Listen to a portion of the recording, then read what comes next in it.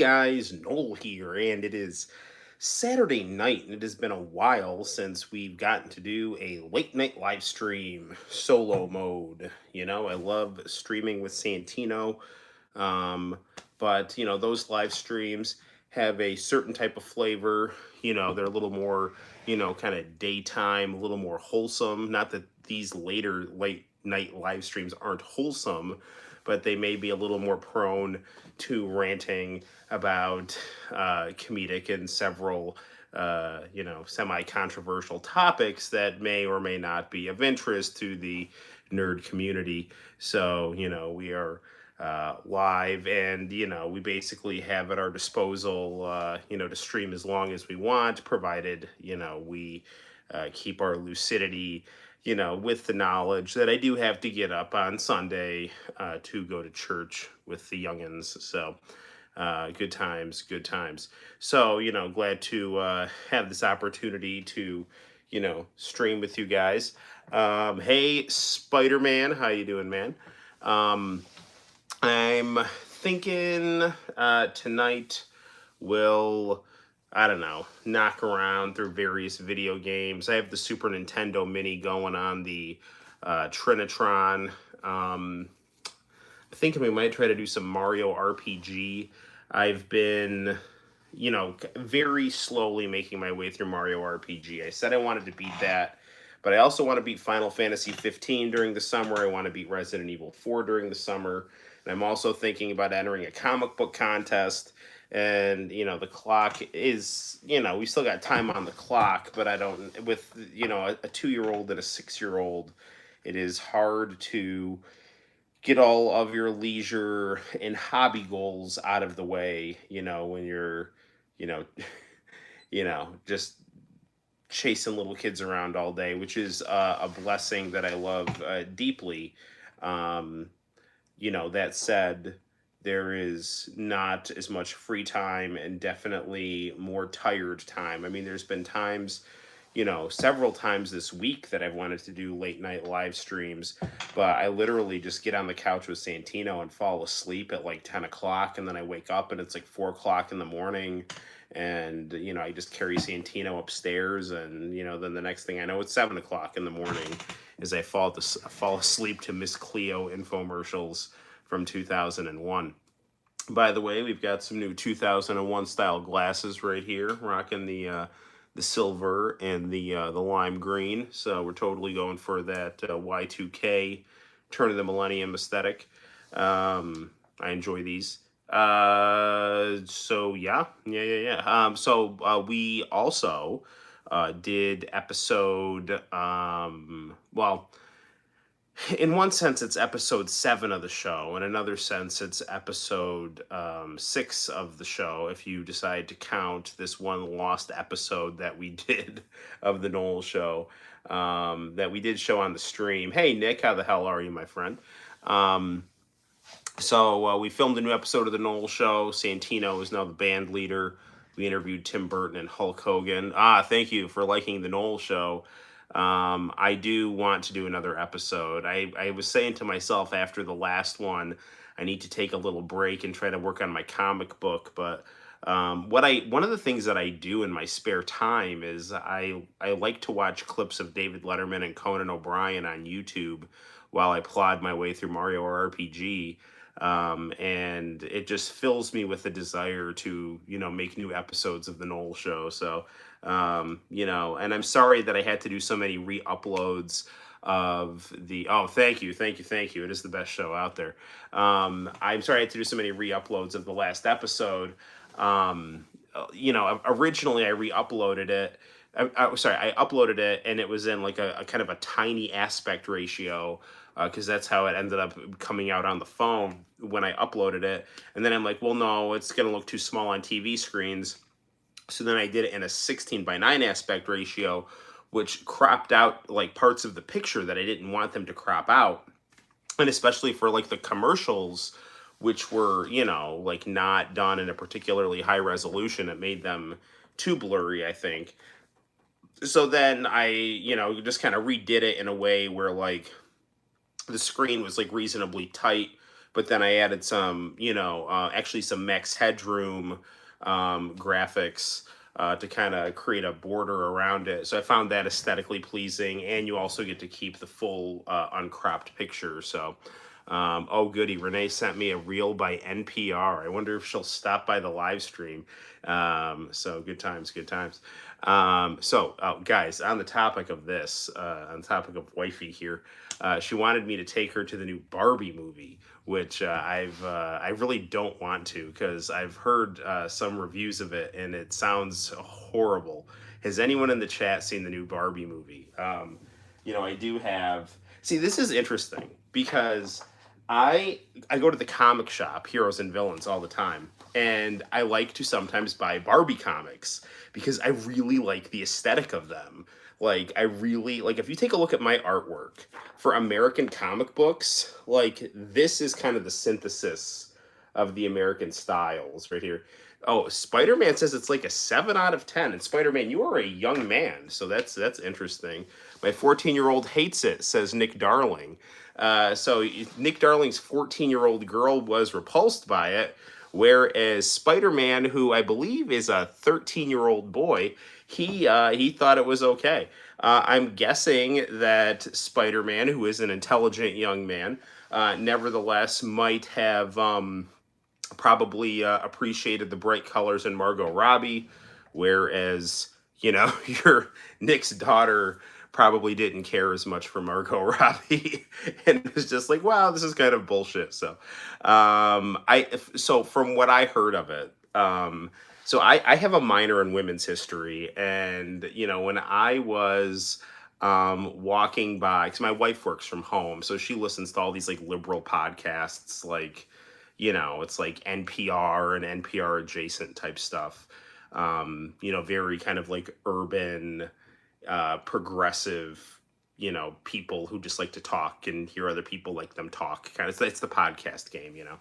And it's like one of the establishment feminist critics, or someone in that vein, was kind of like, oh, it's like a feminist fantasia, And it's like I was thinking to myself, like, wow, that doesn't really sound great, but okay. But then like I heard some of I listened to a couple synopsises of it on different like nerd YouTuber. I've heard Ryan Gosling is the best part. Ryan Gosling is actually very funny. Ryan Gosling used to be on a teen. He used to be on like a Saved by the Bell type shows, like Saved by the Bell on a boat.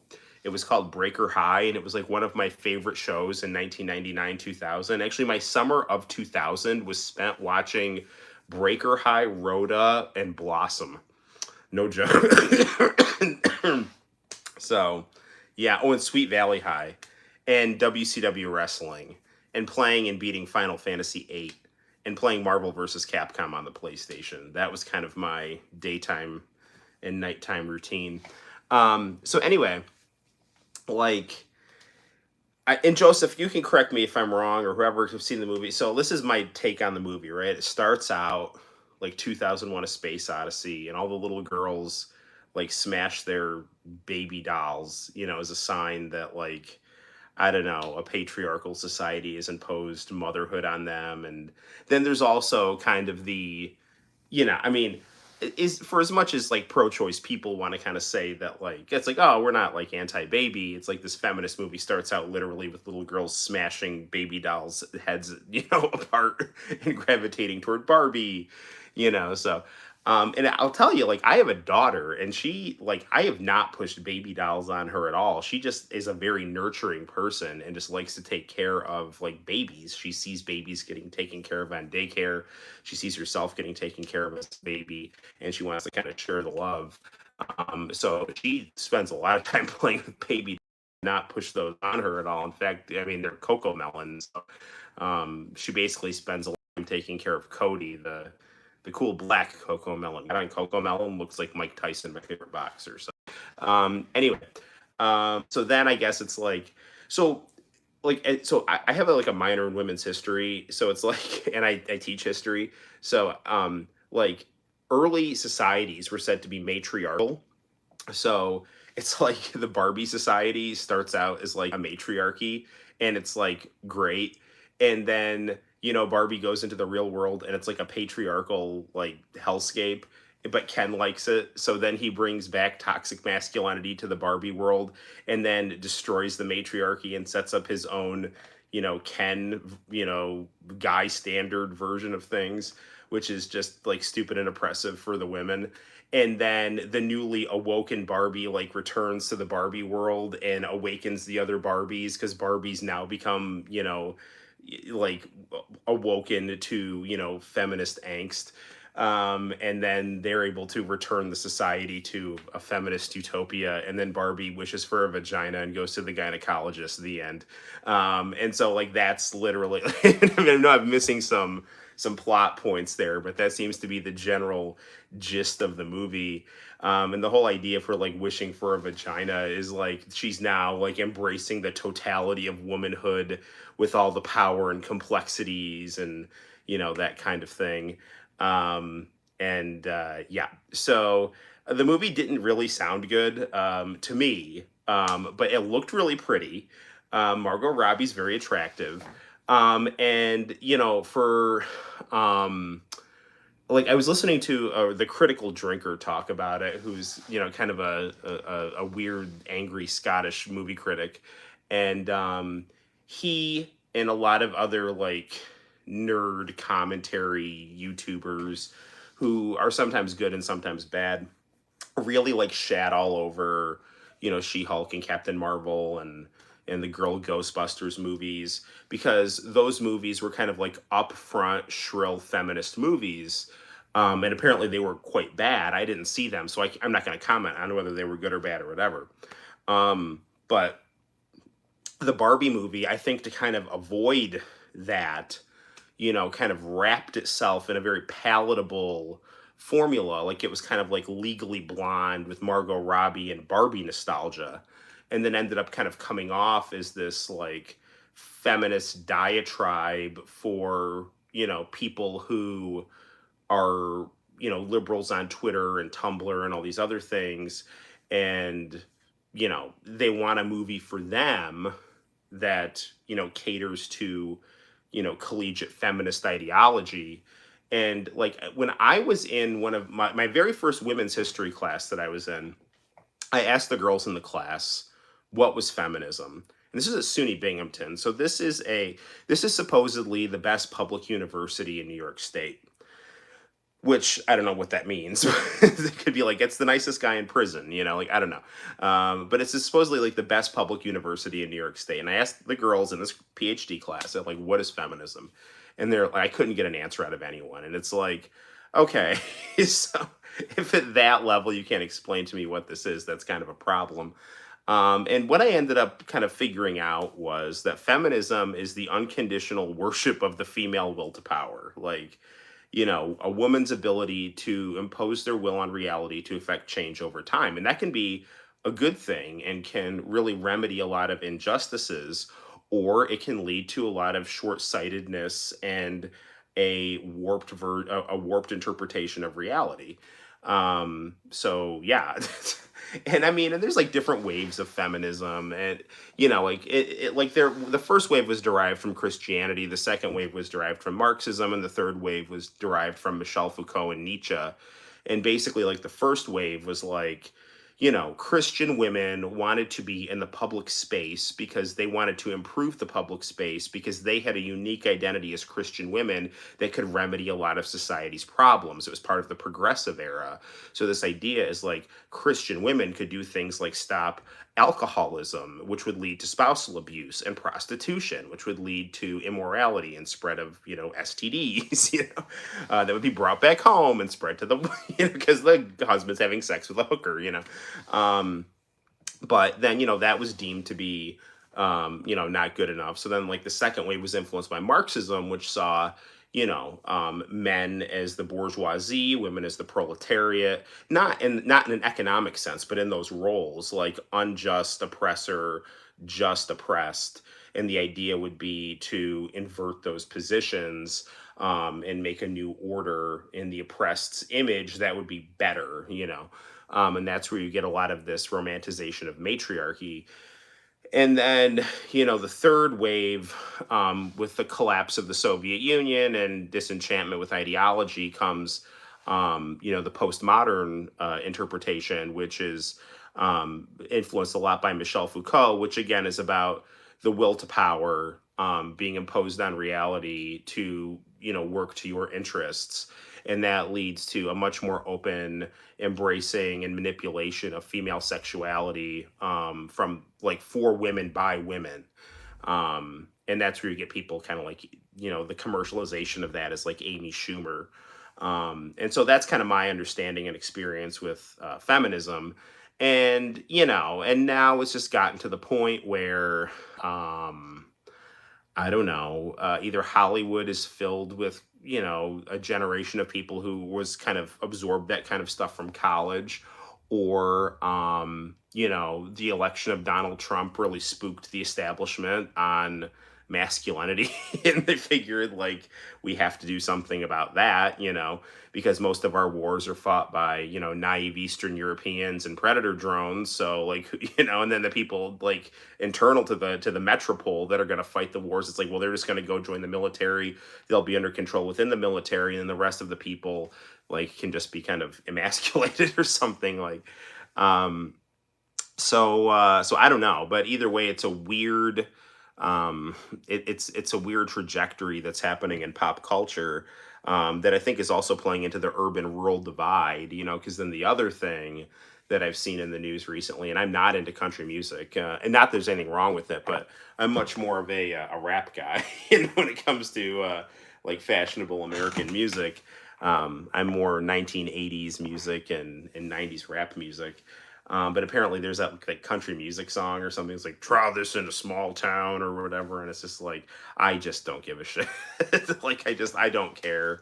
Apparently, people are like, there's saying it's like racist overtones, because even though the guy vehemently denies that. And, apparently there was some footage of a courthouse that, in the South that like killed a black man or something like that, which, I mean, I guess if you're going to choose a courthouse in the South, that would probably be a hard thing to do, considering, Jim Crow lasted for, almost 100 years after the Civil War.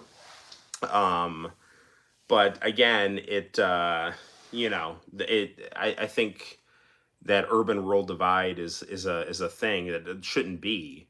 But the idea is, I think people in cities are in a bubble, and they look down on people in rural areas as, racist Trump voters, who are a danger or an existential danger to what they consider to be the proper identity of America. And people in rural areas are just getting increasingly pissed off at being looked down upon by people who live in cities that are increasingly dysfunctional, and then flee to those cities, to these rural areas, which they're supposedly, that are supposedly inferior to the cities, but nevertheless people can't stand the cities, so they get out of them. So, and come to these rural areas where everyone is supposedly so fucked up. So that's kind of my commentary into some current events that are going on. But the reality is that there's I think there's definitely merit in various, angles of our culture, and the idea, I think, should be to synthesize the positive and jettison the negative, as best we can, and have I think ethics and morality, which I would derive from Christianity. Do unto others as you would have done to yourself, the golden rule, and empathy, right? The idea of being sensitive to different people's experiences, and using that as a way to find relatability and common ground to be able to improve reality and society. But that is an increasingly hard thing to do in a culture that is, run on consumerism and increasingly desperate media outlets who need to sensationalize things for eyeballs, because we have things like YouTube that are making it so that like the average Joe has a platform to say their opinion, and now all of a sudden you don't need critics anymore to tell you what's good, what's bad. So, anywho, I don't know. I ramble on. Hopefully that was, good. Hopefully, if you like the Barbie movie and stuff, that's awesome. And Ryan Gosling's a very fun guy. His Ken the whole aesthetic of that movie looked very interesting, which is why I think so many people were excited about it. Um, and you had everyone wearing pink on the debut of the movie and stuff like that. And it's interesting because our culture has become so atomized. It's very rare that you now have like these shared experiences, which are kind of fun, which is another reason why I think people were all kind of into it, where it's like like the Super Bowl is one of the rare examples where we all get to do something together. It used to be like primetime television, like, hey, did you see that episode of The Simpsons? Hey, did you see that episode of Seinfeld? Hey, did you see that episode of wrestling? It's like we were all kind of watching the same stuff. And there were good and bad things about that. But now since everyone just kind of watches whatever they want on their phone or whatever they want on TV or whatever they want on their computer, which on the one hand is very democratic and liberating, but on the other hand, it makes it so that there's less shared experience, and it also makes it so that the products that are coming out of Hollywood are less concerned about, reflecting the interests of the country, and are now just making products for themselves, like for their own entertainment. Because at this point, who gives a shit? Like, no one's watching anyway, so I might as well just make this for myself. But yeah, I don't know. I ramble on. But hopefully that was coherent. Anywho, I don't know what's going on in viewer land, but hopefully you're all enjoying the live stream. I am thinking we'll start off with some Mario RPG, although normally RPGs don't go over that well on a live stream, but we'll see how it goes. And then we'll venture into some other territory. Yeah, so good times. I don't know. We'll definitely start with Mario RPG. We'll probably play some Street Fighter 6. We'll probably mess around with some arcade ROMs. Maybe play some Famicom, play some Sega, play some 32X, some Sega Saturn. I don't know. I'm just looking at random consoles in the room, thinking of what opportunities we have tonight.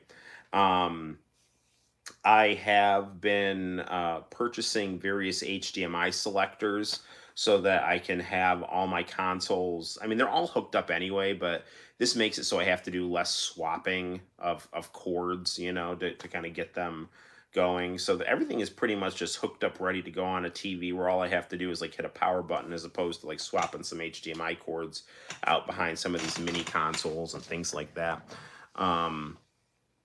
So that's just a little bit of, recent stuff that's happening in the game room. I'm just seeing if there's anything else to chat about. I just watched AEW Dynamite. Not Dynamite, Collision. That's the Saturday one. It was good. Collision's good. It's really good. We're like having two shows for AEW really has, I think, given that company a lot of room to breathe. They had a very crowded roster. You had people that weren't getting utilized because there was just not enough time. There was too many people, not enough airtime. And now that there's an extra 2 hours and you've kind of given each show kind of its own flavor and its own kind of talent that are kind of consistent with both shows, I really do think that it is. I really do enjoy Wednesday and Saturdays. I don't watch Rampage, and it's not because I don't like it. I just don't feel like watching. I'm either asleep or I'd rather be streaming or playing a video game at like 10 o'clock on a Friday night. It's a bad time slot. So I really would, if you put Rampage on like a Sunday or like a Tuesday or something like that, I think putting Rampage on a Tuesday up against NXT, because Rampage has kind of now become like the NXT equivalent for AEW. I think that would be much wiser than putting it on Friday at 10 o'clock. Because, I mean, even if, like, people, like, the idea would be like, oh, well, I watched SmackDown, now I'm going to go watch Rampage. But, like, it's hard to watch professional wrestling for 3 hours straight. And I say that as a professional wrestling fan. Yeah, it's actually funny because we were talking about Barbie in the car, on me and my wife. And, and she was saying that, like, it was kind of not accurate to say that Barbie, fosters body image problems, that, she just played with Barbie as like a young girl. And it wasn't really until she was like an older teenager that she started looking at magazine covers and stuff. and they're sort of feeling insecure. But the thing is, just like I was telling her, it's like, like guys, it's like we have He-Man, like, I mean, this is definitely like, I don't see a lot of guys going around saying we need to make He-Man have a dad bod, because I feel, insecure and drained of my agency, but the thing is, it's like, I mean, adolescents do have legitimate anxiety about their appearance and things like that, but that's not the fault of He-Man and Barbie. I mean, that's the fault of like thinking problems. Like the idea that like you got to work on your psychology. We all do, but the idea would be like the idea that you think that perfection is attainable is unrealistic. It's like you want to be the best version of yourself. And you have to understand that there are aesthetic ideals out there.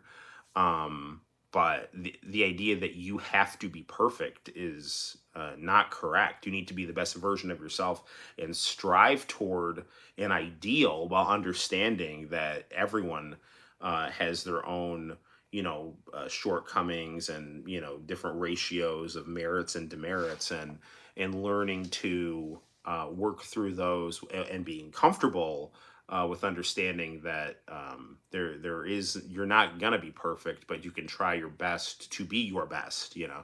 Um, so yeah, I mean, so I think a lot of these problems are like people are attacking the symptoms as opposed to the causes. The causes is psychology. These like aesthetic ideals, I don't think are the problem. I mean, those aesthetic ideals are kind of like flat and consumerist versions of Greek and Roman stuff. Because I mean, they spent like they spent so much time making these beautiful statues of naked people. It's like instead of that, we just have like He-Man and Barbie, which are like Baudrillard would say like it's like that's the real capitalist flattened version of those things, but. He was just pissed off that communism didn't work, so he just said everything in capitalism was a dream, a nightmare, I should say. Um, a warped simulation is how he put it. So, anywho, I've rambled on about a half an hour about stuff that I find, I guess, interesting. So let's play some video games here. Probably driven off the handful of people that were naive enough to tune in.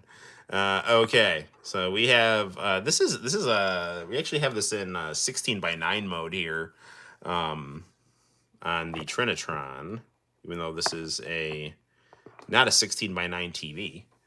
I wonder. Let's see. I'm just trying to get an optimal camera angle on this thing here. Yeah, this looks okay. All right. So, let's play a little Mario RPG here. I want to beat Mario RPG before they do the re-release.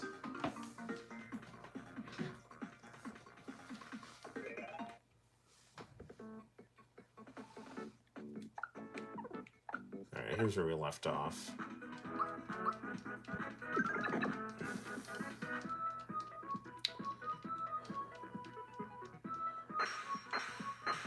I wonder if this would look better on camera if we filled up the whole screen and got it out of 16:9. I probably would.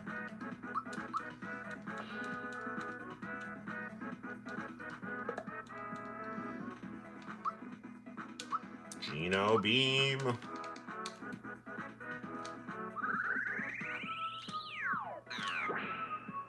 There we go. That's the end of him. So it's actually really funny because this game was the last collaboration of Squaresoft and Nintendo for a long time.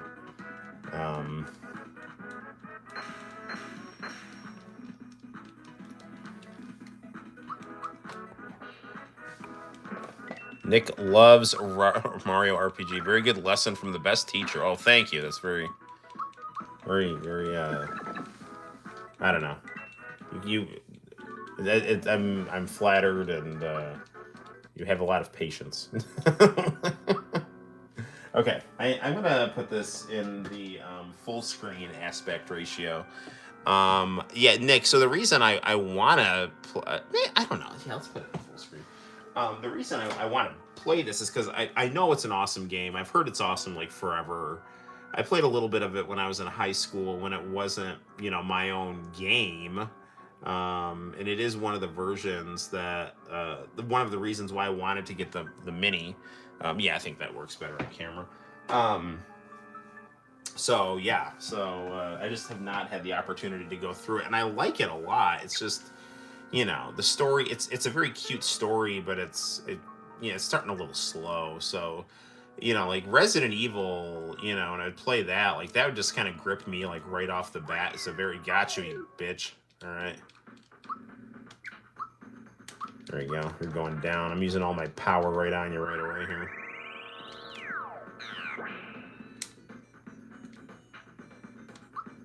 Super jump.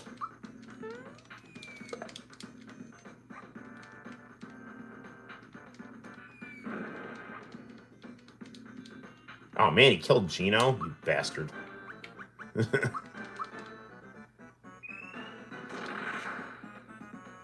Dude, okay, he must be like strong against magic here. Can I like get Gino up here? Do I have any resurrection stuff here? Pick me up. I got it. Here we go. Thank you. Gino beam.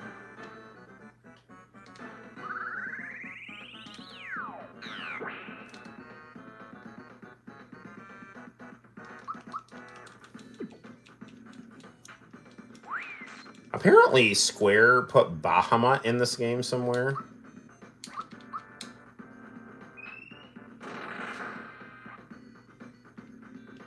I should stop messing with lightning. Like I'm strong against it.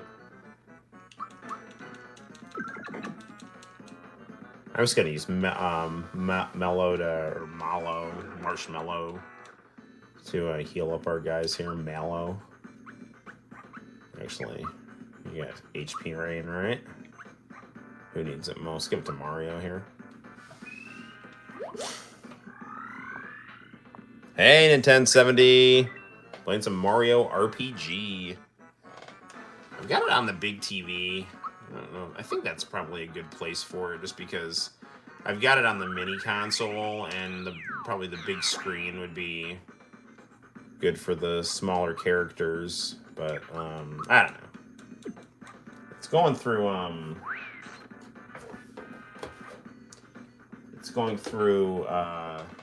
HDMI to 480i. Let's give Gino some HP here.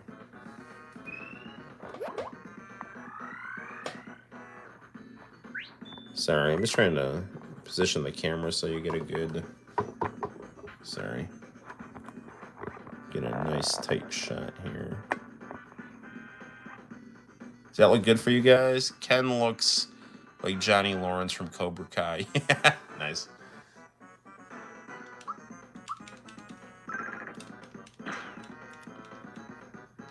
You want them back? You've got to take me down first. We got to get a bomb from this guy here.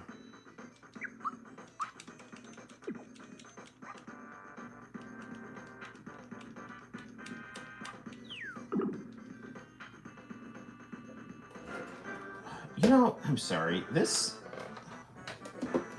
like converter, like the flicker. I mean, it's not. I don't know, man. Hang on a second here.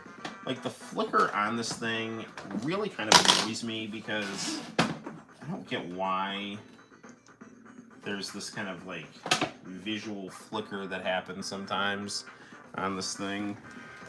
I don't know if it's the converter or the cords. It's usually the cords when it's something like that, but all right, anyway.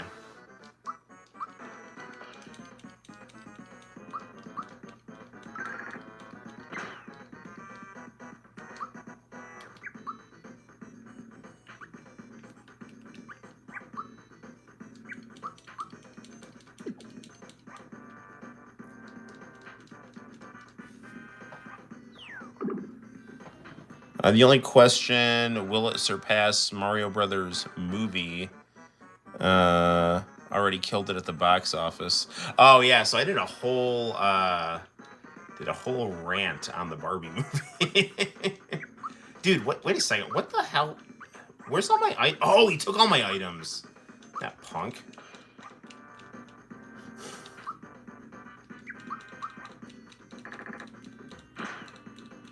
Yeah, I mean, I love the Mario movie. I think the Barbie movie is kind of a Trojan horse for, um, like, angry urban feminist politics, but, visually it looks very cool, and I think it's going to make a lot of money because it's visually pretty, and I think the country desperately wants a shared experience because we're very atomized.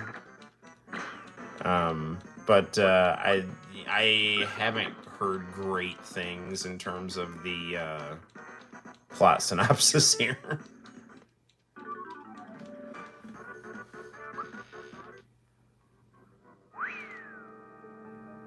Yes, we got the bomb. All right, good deal. All right.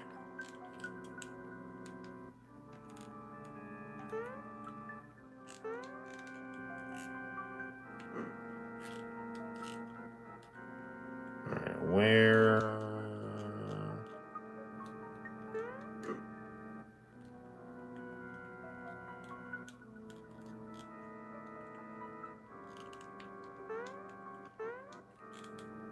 Where was that? No, it's not there.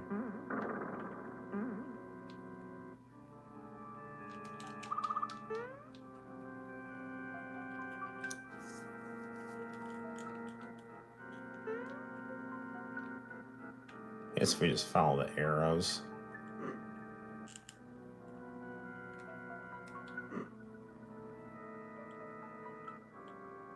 There it is. Okay. Alright, let's help our mole friend here.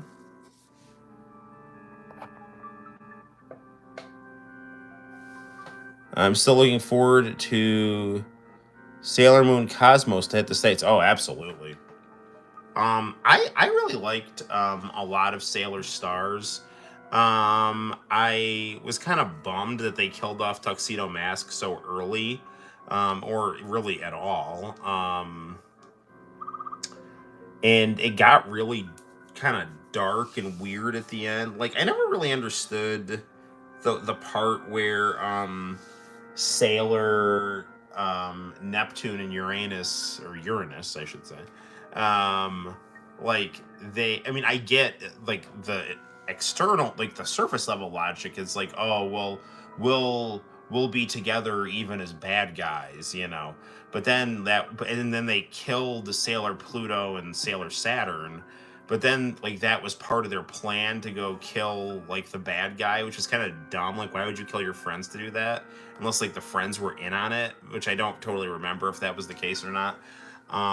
But this part seemed a little weird. But everyone ended up coming back in the end anyway, so all's well that ends well. But yeah. So yeah, Sailor Stars was like, it was like weird because like part of it was really fun and had a lot of like teen hijinks and cute characters and just some of the best music in the whole anime. But then it had that really just kind of weird dark period where like everyone was just dying, which I get, like that was part of the original too, but it was, I think, done better in the first season. The hell is this here? Can I get up here? There we go.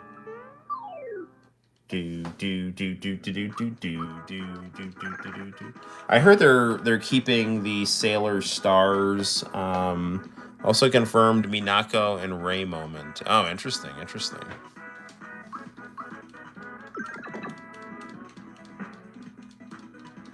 I heard they're using the Sailor Stars song that they sing a lot in the anime, that Search for Your Love or whatever it's called. It's been a minute since I've seen Sailor Stars, but I like it. I love the opening to Sailor Stars. And yeah, I like Sailor Moon a lot. I haven't read the manga, but I've seen a lot of the anime. And one of my things that I like to do when I don't watch YouTube on my TV is watch the Sailor Moon channel on Pluto TV. It's basically the Sailor Moon channel, Matlock, News Radio, and the Anime channel. And yeah, those are the channels that I basically check out on Pluto. And the Baywatch channel, you know. Impact Wrestling channel. I love Pluto TV. It's just the best. The only time I ever watch Spectrum is for ooh, I got a new move. It's Geno Boost. What was I saying? Yeah, the only time I watch Spectrum is for wrestling and sports, like, you know, Vikings games and stuff. Do do do do do do. Hiya.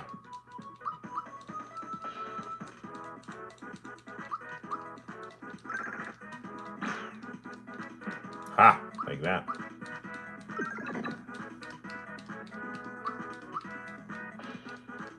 Gong.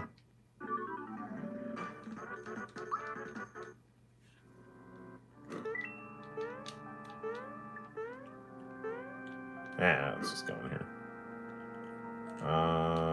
Whoop. Well, looks like I'm not gonna make that jump.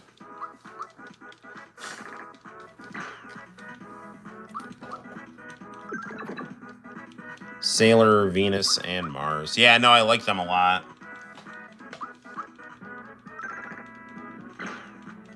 I don't know which one I like, but I really like Sailor Mars quite a bit. Usually when I go and buy like Sailor Moon merch, I usually get Sailor Mercury and Sailor Mars. I like Sailor. I mean, I like them all. There's not like a Sailor Scout I don't like.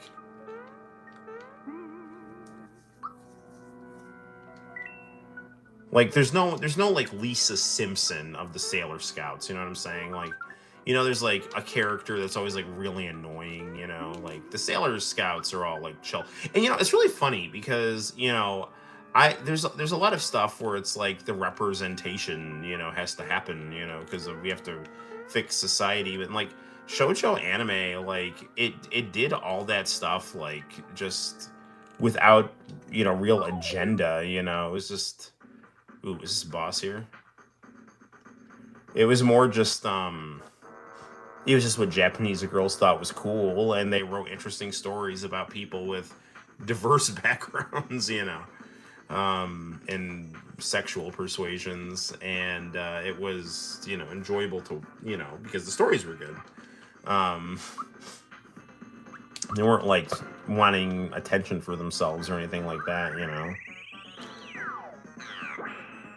Like for the sake of, I mean, every product wants attention, but like it wasn't like look at me, I've got this character. It's like, you know, like I don't know, they thought it would be interesting to have like lesbian Sailor Scouts and androgynous bad guys, you know.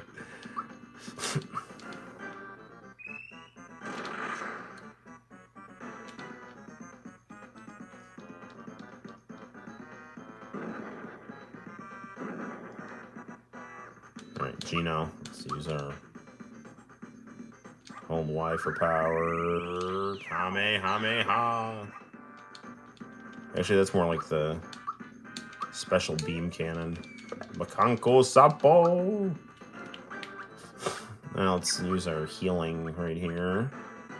Let's do some honey syrup here.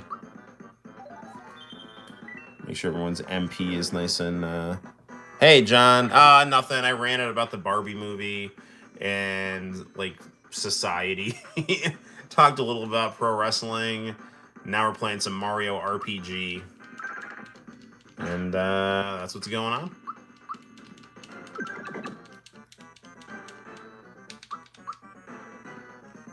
Actually, we don't need HP Rain. Maybe I'll see how much my Thunderbolt can do on this guy here. Oh, we got rid of one of his bombs at least. Oh, yeah, right back.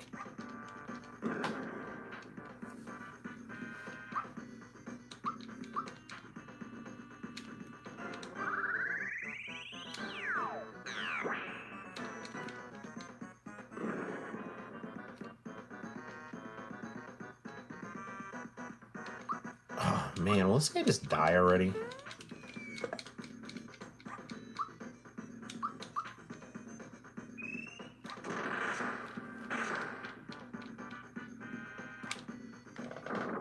Oh, here we go. Oh, we still got plenty of HP here, so we're in good shape.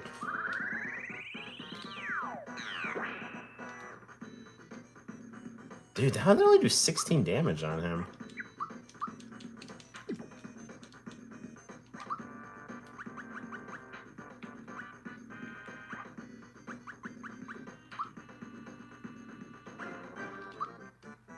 Well, this should boost everyone's stats here.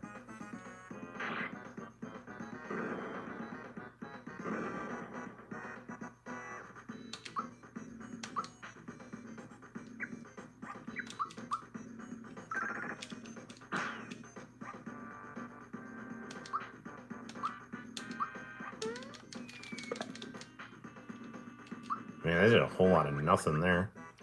We got any... Yeah, we got a mid-mushroom here.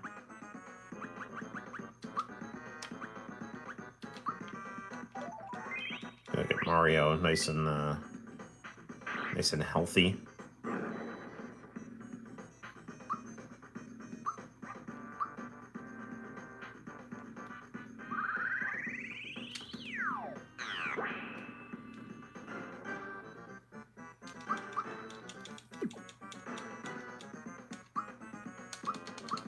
Let's try this here.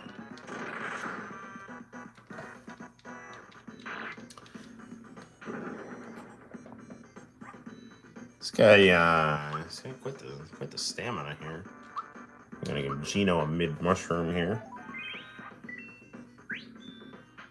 Thinking about Mario RPG, I always like to try to stock up as much as I can on healing items. It's kind of like no matter what, you know, as long as you can heal up, you've got opportunities.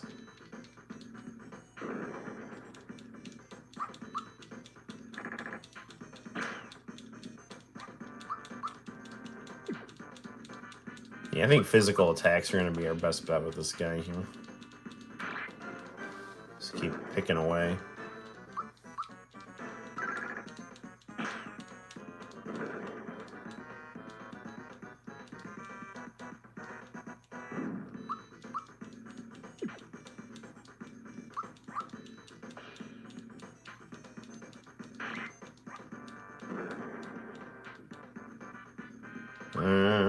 Mid-mushroom again.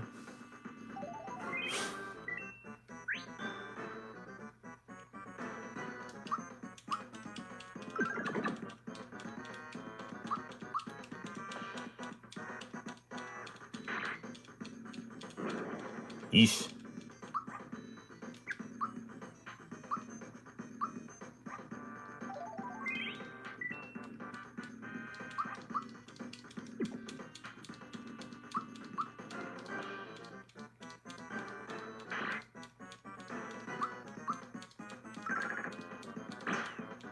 Will this guy die already?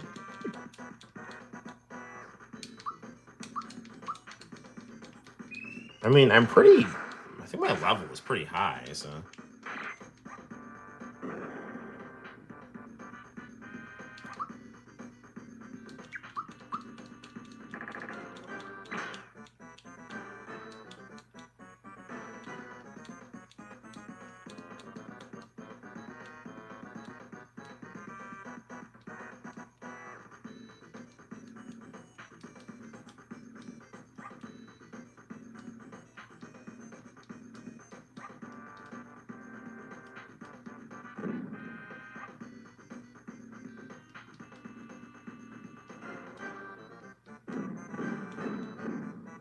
Oh, come on.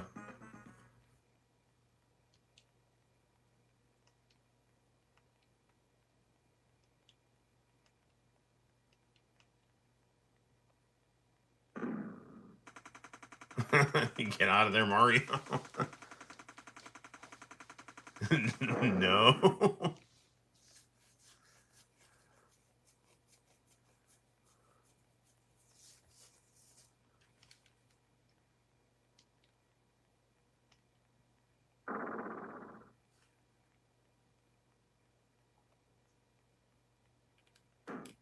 Oh, we got a star, so that's good.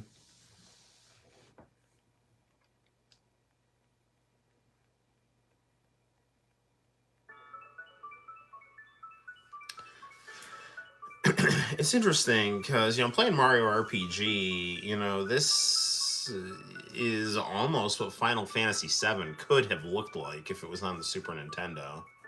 Because originally the idea was like, hey, put it on the Super Nintendo. Then like, well, what about the N64? It's like, well, PlayStation is probably going to be the best fit for it. But I do remember hearing, and it makes sense that Square did this, is like using the pre-rendered graphics for an RPG, and it does work well.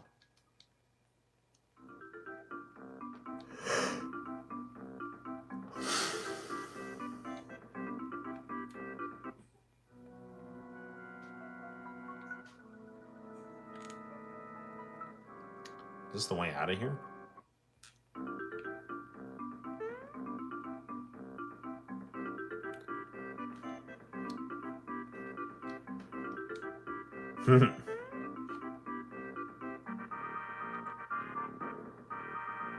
I should probably read the warning. Press A or Y to break, B to jump.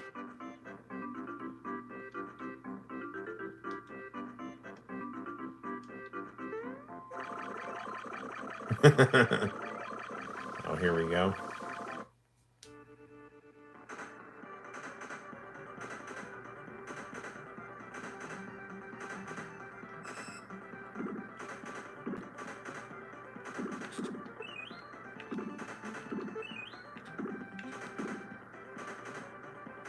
Shades of Chrono Trigger here. Uh-oh.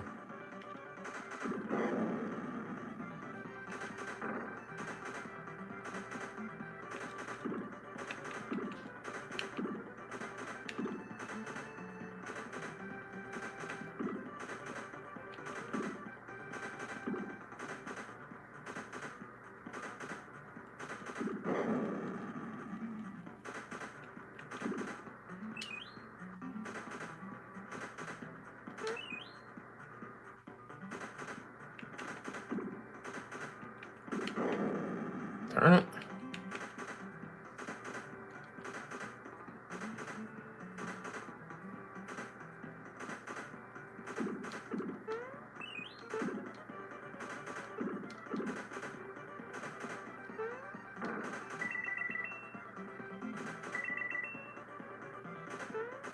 There we go.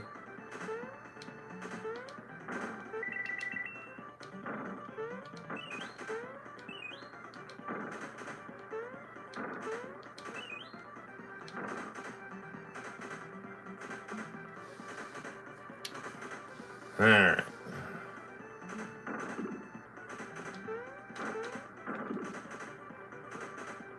I'm guessing I need to...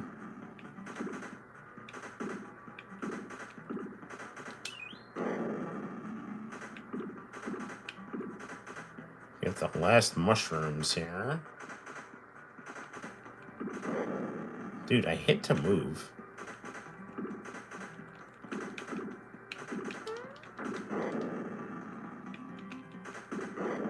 Damn it, dude. I can't.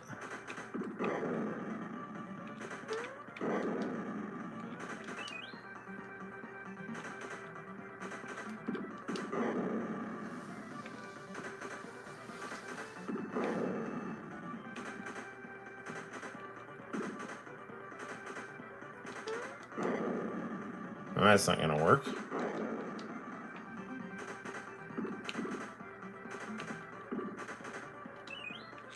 How many more of these do I have to get here? Like all of them?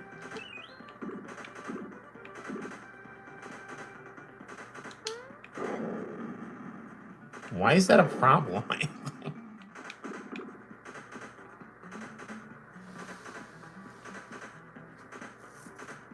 Oh, not again.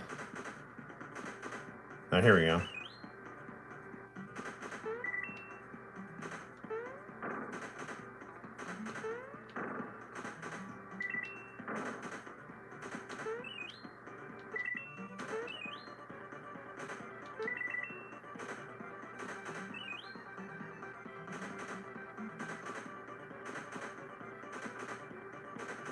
This reminds me of Coral Mountain in Final Fantasy VII.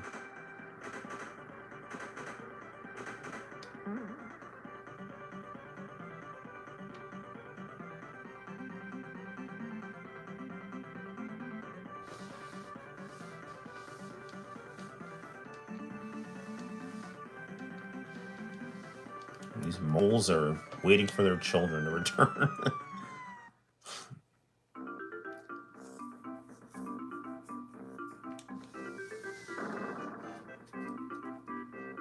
Ah, here we go.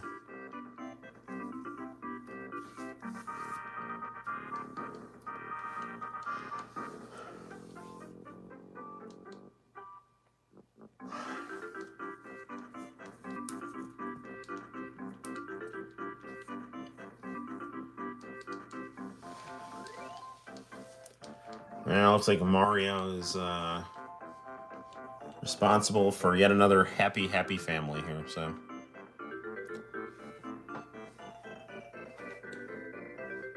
And where is Toadstool, aka Princess Peach?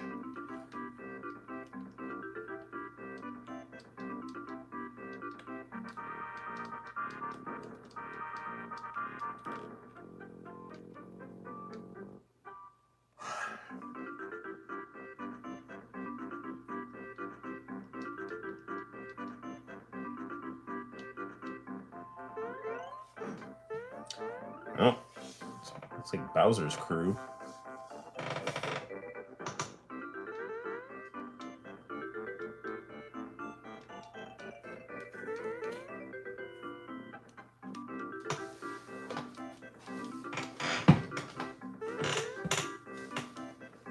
I know that Bowser ends up being our friend. So one of my favorite pieces of Mario media to watch is the plush tube Crazy Mario Brothers, and Bowser and Mario are actually friends in that, so it'd be funny to have some Mario RPG version of that.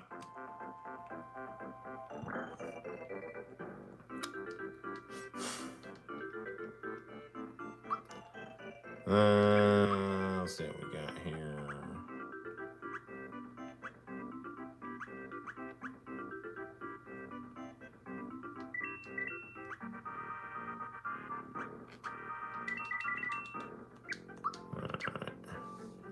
We're reasonably well stocked up here. Safe for properly equipped. Give Gino an accessory here.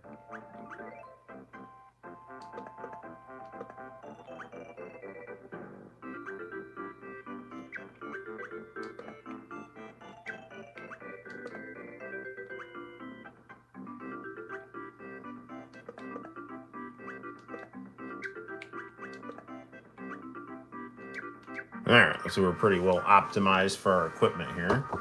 Whoa, sorry, I didn't mean to jiggle the camera on you guys.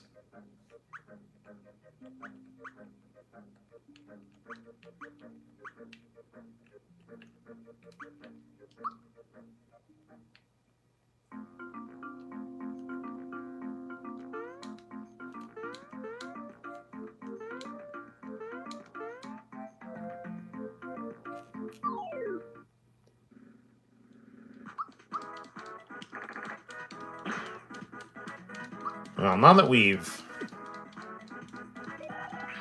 beaten that chapter of Mario RPG, I wonder how much more we should play before we move on to the next thing.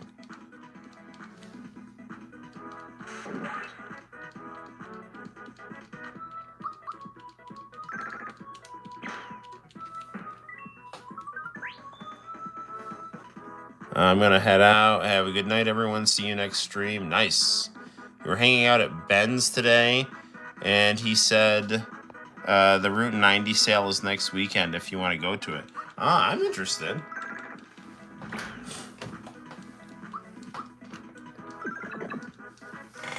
I mean, I don't know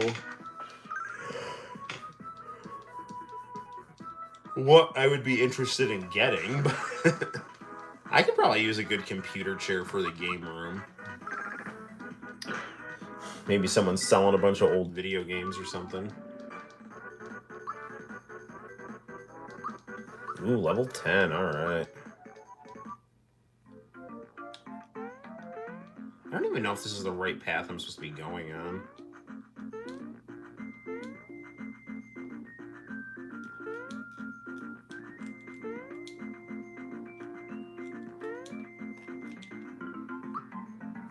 So, you know what I'm going to do? I'm going to just do a nice save state here.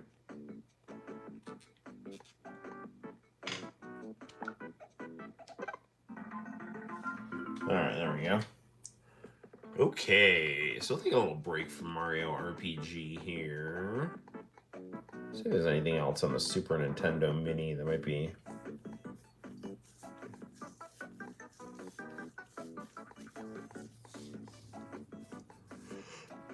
I don't know. Maybe do a couple rounds on Super Punch-Out. Get some fighting game action going here.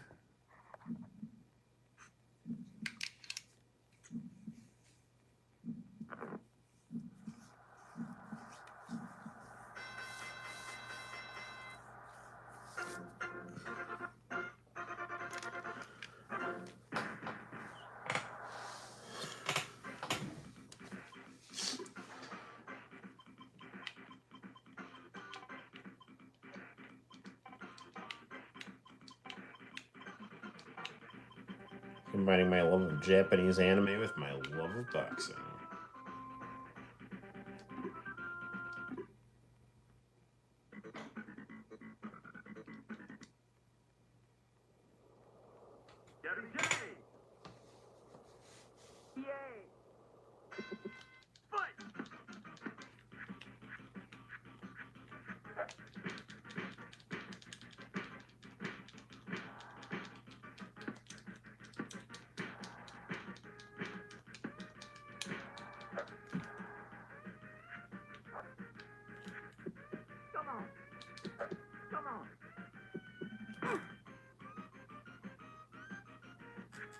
There it is.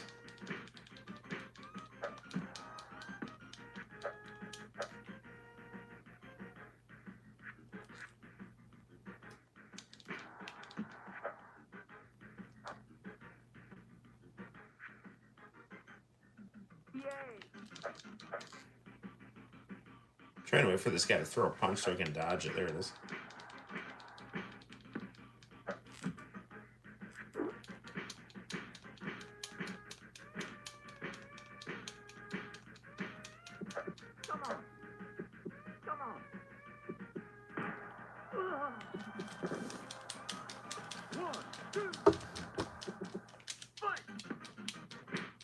There we go. Return the favor.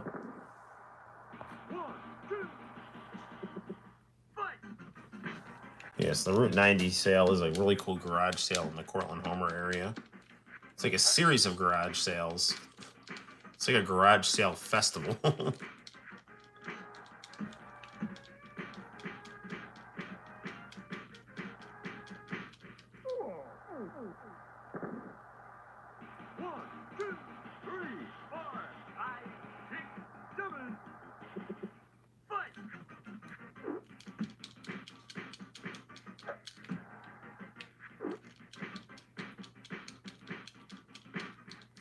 That's going to be 3 knockdowns, right? Yep.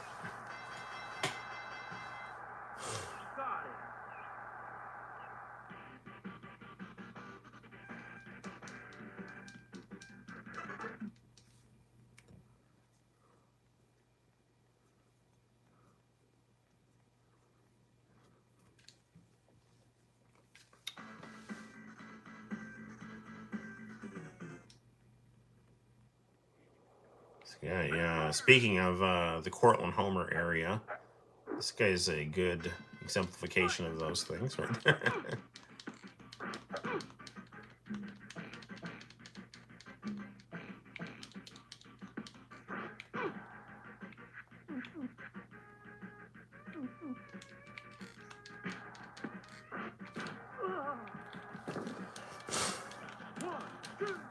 The animation of these sprites is great here.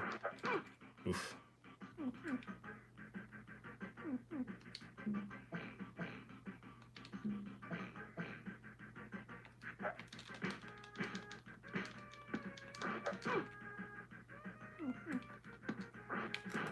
Dude, I can't move out of the way in time.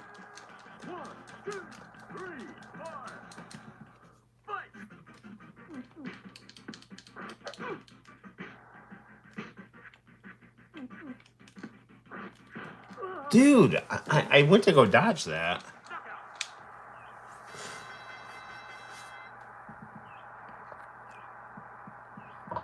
Everyone's watching the parade, but I'm watching your stream. Hey, international channel. There's a parade at the amusement park you're working at. What's the parade in? What is the parade in honor of? Played some Mario RPG. Now we're playing some Super Punch Out here. Oh, I see. I should duck down here when he does that.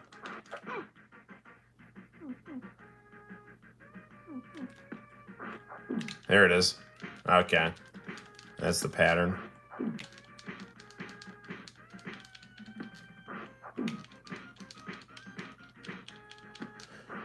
You can't dodge sideways. You gotta crouch down.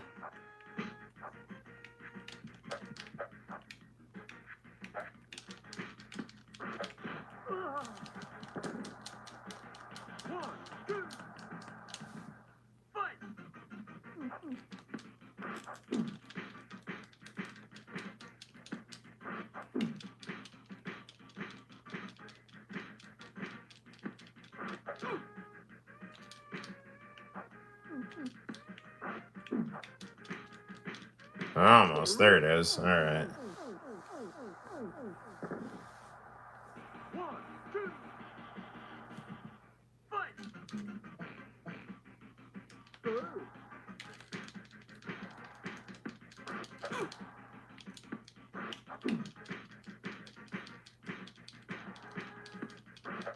Damn it.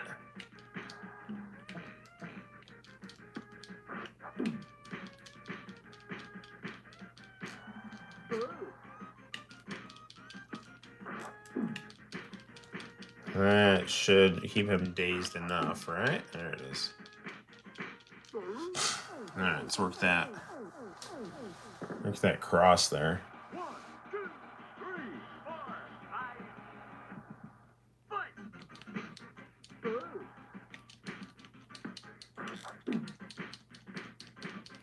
And my HP is pretty filled up, but... Damn it!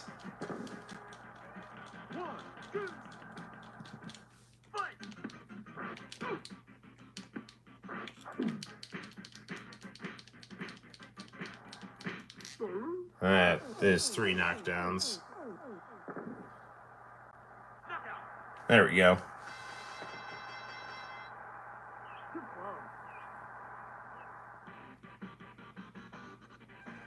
The remake of what's the remake you're looking forward to? Nintendo 70. Oh, of Mario RPG. Yeah, it definitely it's really cool that they're remaking it. My wish would be that they would use this remake of a good Square RPG as, kind of a jumping off point to make a remake of Chrono Trigger or Chrono Break,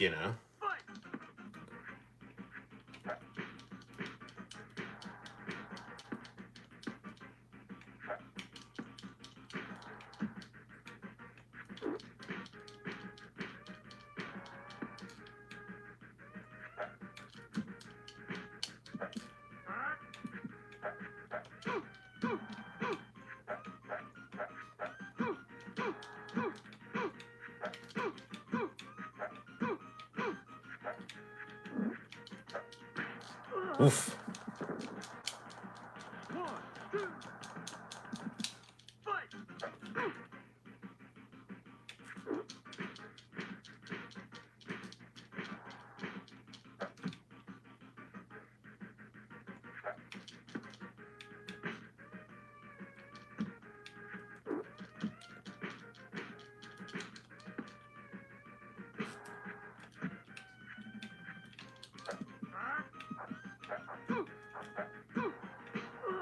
Darn it, man. I gotta figure out how to time those.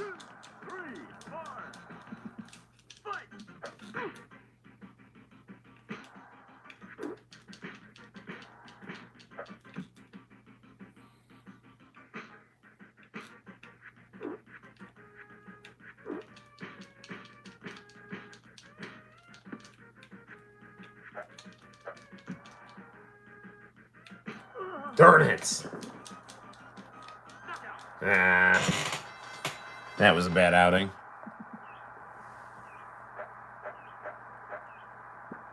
Intended it for Mario RPG, and likewise did for Link's Awakening. Yep.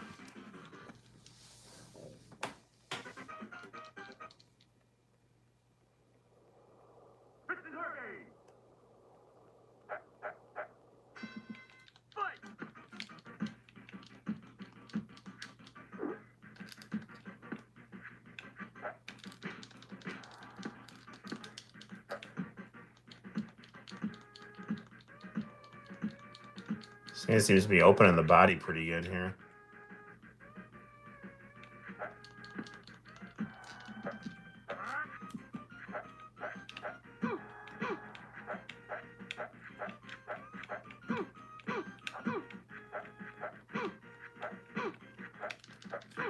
Darn it.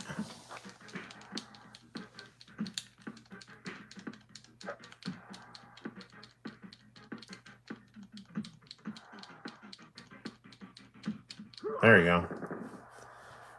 Normally when I box, I do focus on the body more than that. I try to focus on the body before I focus on the head. That seems to be the game for this guy here.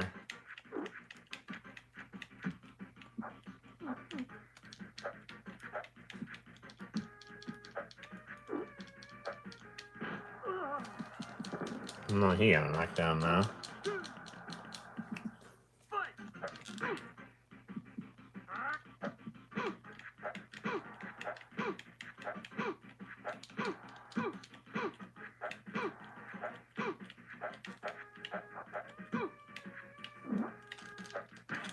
Damn it.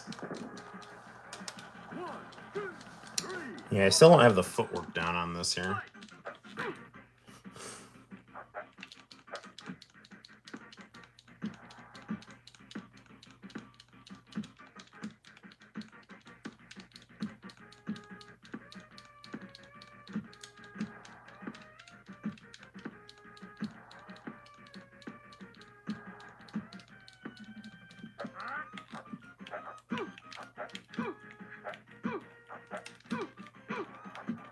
Damn it.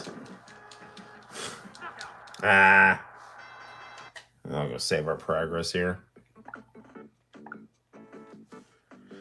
Okay, that's probably going to be all for the Super Nintendo Mini for right now. Let's see. What else do we want to play? Let's see what's going on in Chatland here. Nothing new. Why don't we venture to the kitchen for a snack, and then we'll see what we want to play next. And it is almost midnight. So we played played a good chunk of some Mario RPG. Played some Punch-Out. Probably played some Street Fighter 6. I was messing around with the like kind of the RPG mode of Street Fighter 6, and I mean, it's fine. I'm just not a fan of RPG stuff in fighting games. Personally, like, I know there's some people that are, like, really into that. But, like, for me, I just want to play fighting games as something that's kind of a chill pick up and go type thing, as opposed to someone who's, like, you know, looking to get my, like, level up experiences going, you know. So, I don't know. I'm just kind of the kind of person that's like, you know, I'd rather just have my fighting games be fighting games, my RPGs be RPGs, but to each their own. So having a balanced break right here. So my daughter likes to eat these, but she just eats the cheese. Yeah, beat 'em ups too. Same thing, man. I mean, with beat 'em ups, it's a little bit different because, like, you can go through the game and, like, just play it like a regular beat 'em up, and then it's like, oh, hey, here's some stats. Go dump them in different, you know, parts of your You know, what do you want more? More HP, more strength, you know? But, you know, with Street Fighter 6, it's like, here, wander around this city, make an avatar. And it's just like, no, you know? Like, another thing that bothers me about those avatars is they start you out in, like, shitty clothes. So it's like, you know, they're going to make you, like, either buy or earn, like, a cooler clothes and stuff. It's like, I don't care, like, you know. So, but, you know, the actual fighting game part of Street Fighter 6 is really cool. You know what else we could play? On the topic of RPGs, I bought a keyboard for my Super Console X so I could play MSX games. I was messing around with some Solid Snake, Metal Gear 2. That might be a good game to play. That's got a great soundtrack. And it stars Richard Crenna as Colonel Campbell, Mel Gibson as Solid Snake, and Sean Connery as Big Boss.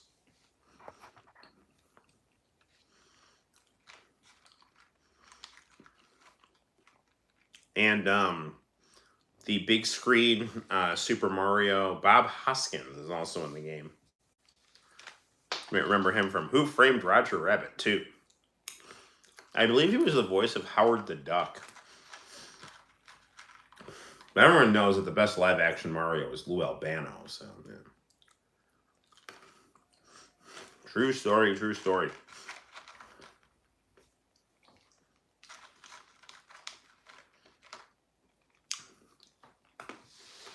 So what are we thinking? Thinking, they made Streets of Rage 2 ROM hacks putting Street Fighter characters in it. And it was like Street Fighter where you're literally fighting on the streets.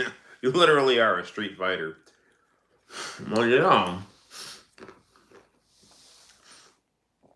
the reason that Final Fight and Street Fighter share a universe is because Final Fight was supposed to be Street Fighter 2. You know, it was like Street Fighter 89.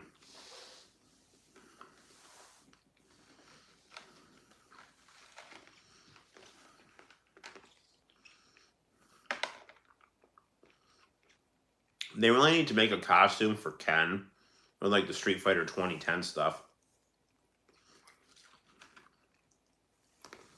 I'm personally not a fan of Sean Connery because he hurt women. I mean,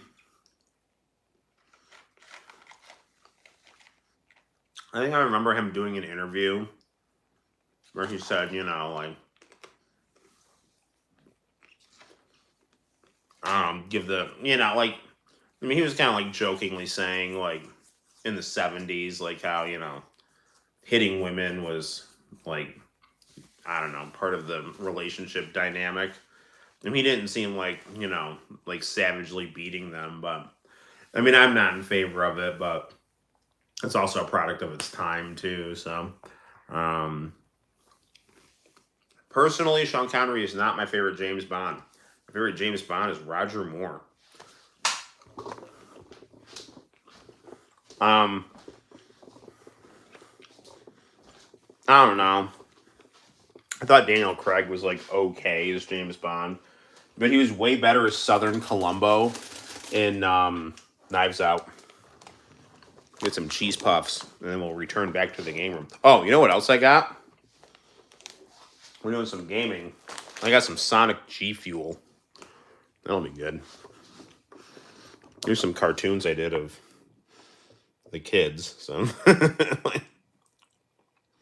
yeah, Bowser Jr. All right. Roger Moore is a lover. Yes, true. Yeah, I don't know. I always thought Sean Connery's James Bond was like, I don't know. I always felt like he kind of tried too hard. Whereas like Roger Moore just kind of was like, he was just kind of chill, you know?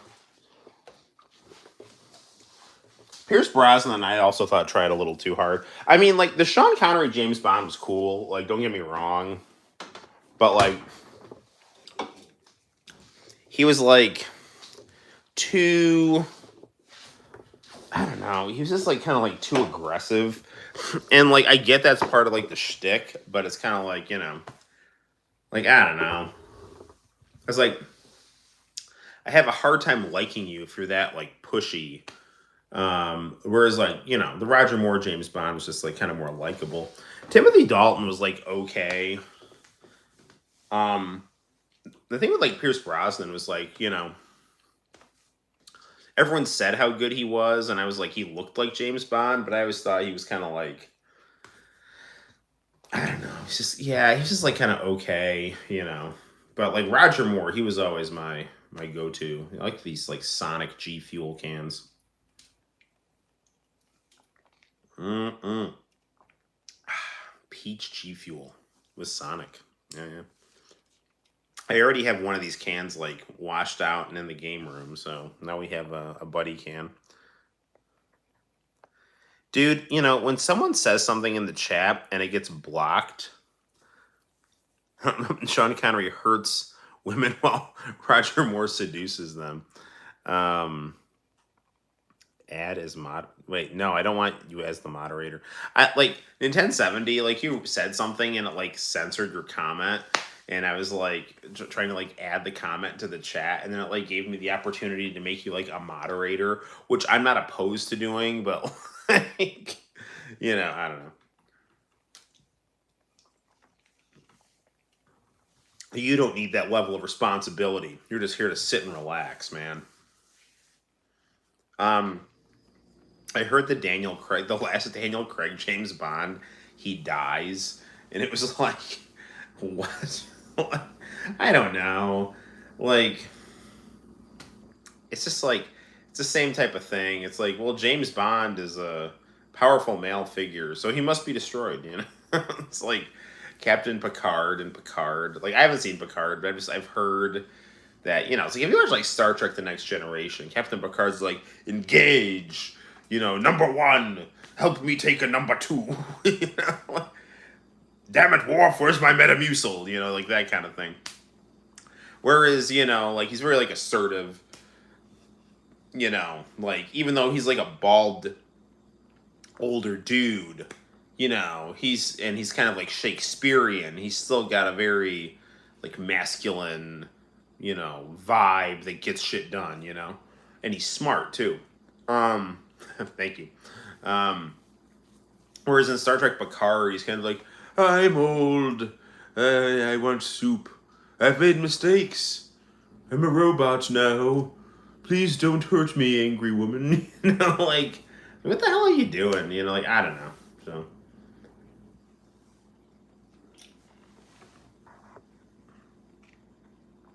I don't know. I get annoyed when, like, YouTube, like, automatically censors, like, completely benign comments from my viewers in the chat.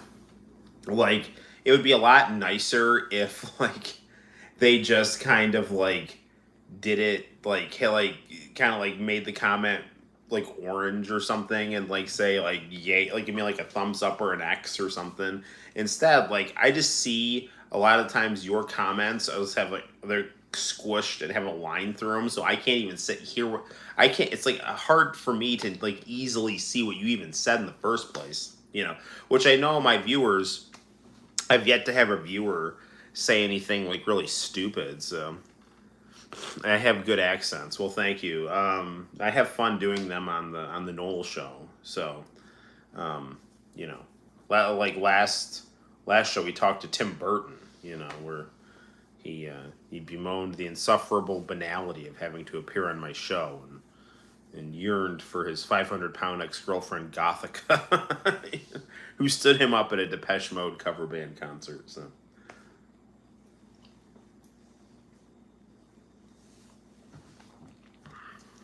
Mm-mm-mm. Sonic is so cool. All right. We'll grab a couple cheese puffs and then I don't know. Do you guys want what do you guys want? Do you want Street Fighter 6 or Solid Snake or something else? I don't know. I'm throwing suggestions out in the chat. I mean, if it's chef's choice, I can definitely come up with something, so We also have Bumpin' Pro Sumo for the Famicom. Play an 8-bit sumo wrestling game.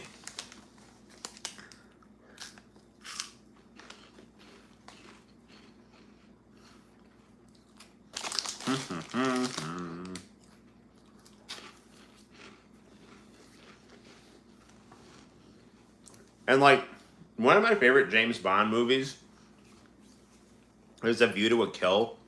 And people like say they don't like that one.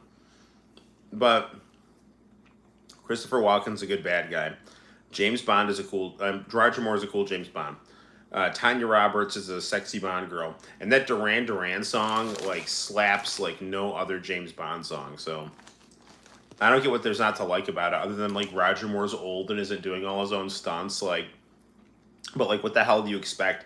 You've got him, like, flying off a mountain on skis. Like, even if he was, like, 20, I wouldn't recommend doing that, you know?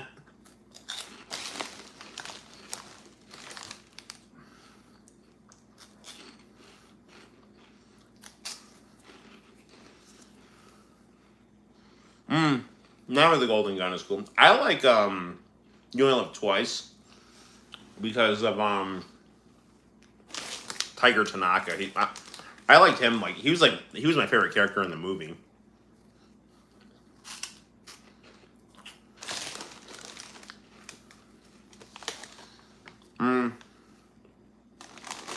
For Your Eyes Only was a really good song. You actually know what James Bond movie I really like with Sean Connery is Never Say Never Again. Because I like the older James Bond in the early 80s. I thought that was really cool. Plus Kim Basinger as a Bond girl was like really... She was good looking. Plus I was born in 1982. So, you know...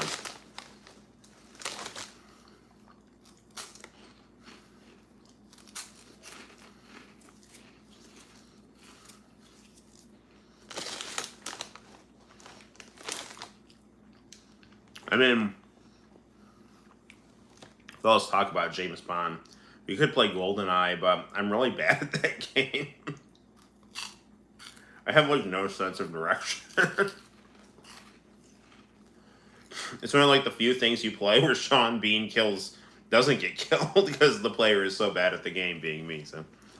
I will say, Sean Bean was an excellent James Bond villain. I say that as someone... My mom had a crush on Sean Bean before he was famous. He was this guy in a Napoleonic War series on PBS called Sharp. And it's like, she just like constantly watched those things and like blared the opening theme. And I was like, she's like, shut up.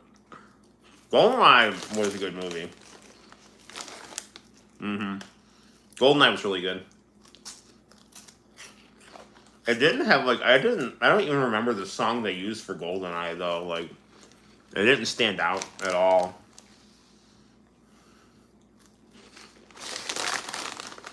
I remember at one point, like, Sheryl Crow did a James Bond song, and I remember thinking it was really bad. It's like, all I want to do is be James Bond.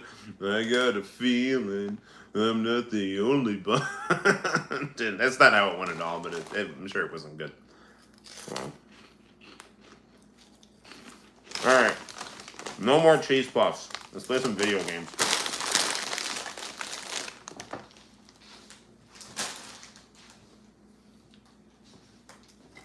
Whoa.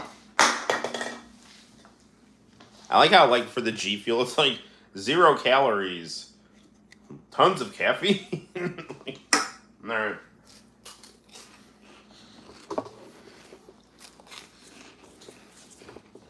Fine. D Cheeto will find my hands here.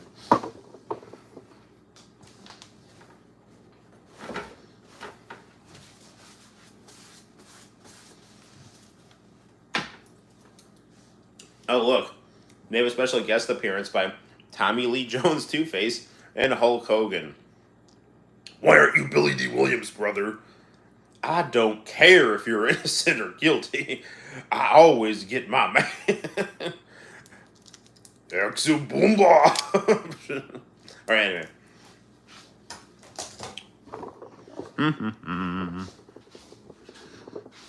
No, the reason's on the floor. My camera's swinging around. Okay. That's enough of that. TV off. This TV goes off.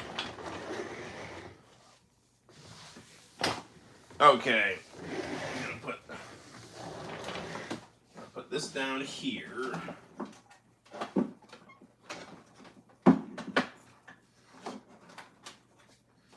Sorry, I'm just like moving some of my menagerie of AV selector boxes that I have tucked away back there. All right. Hello. Whoa. Okay, so we're going to go on the big screen here.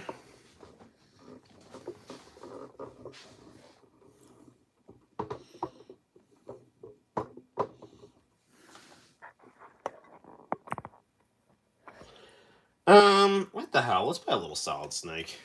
All right, hold on.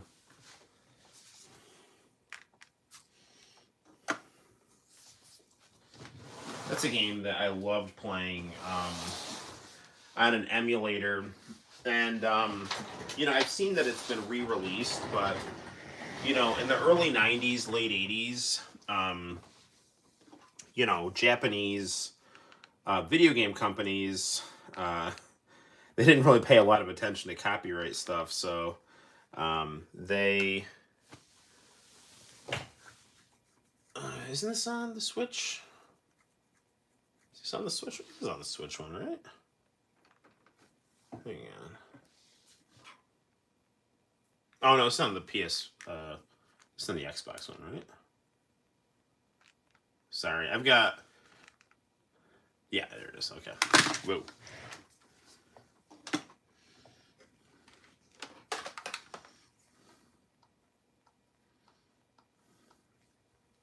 Like, you can find lots of Japanese computer games from the late 80s, early 90s where they're just, like, using American celebrity pictures because it's, like, it's cool, you know? Ports.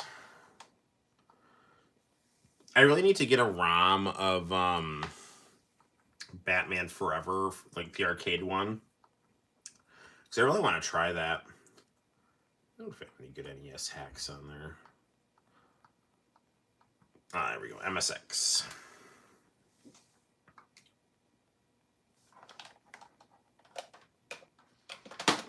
Okay, we're going to... Oop.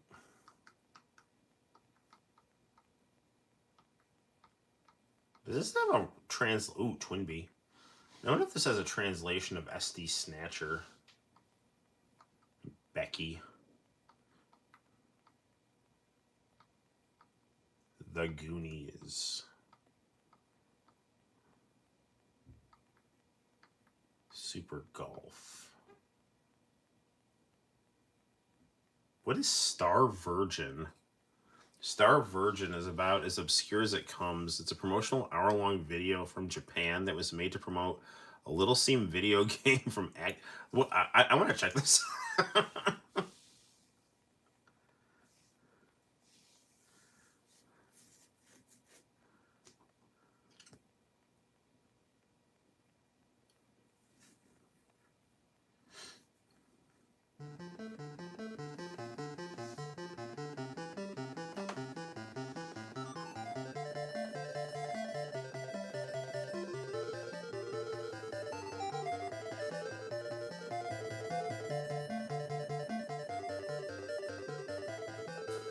She looks kind of like Athena.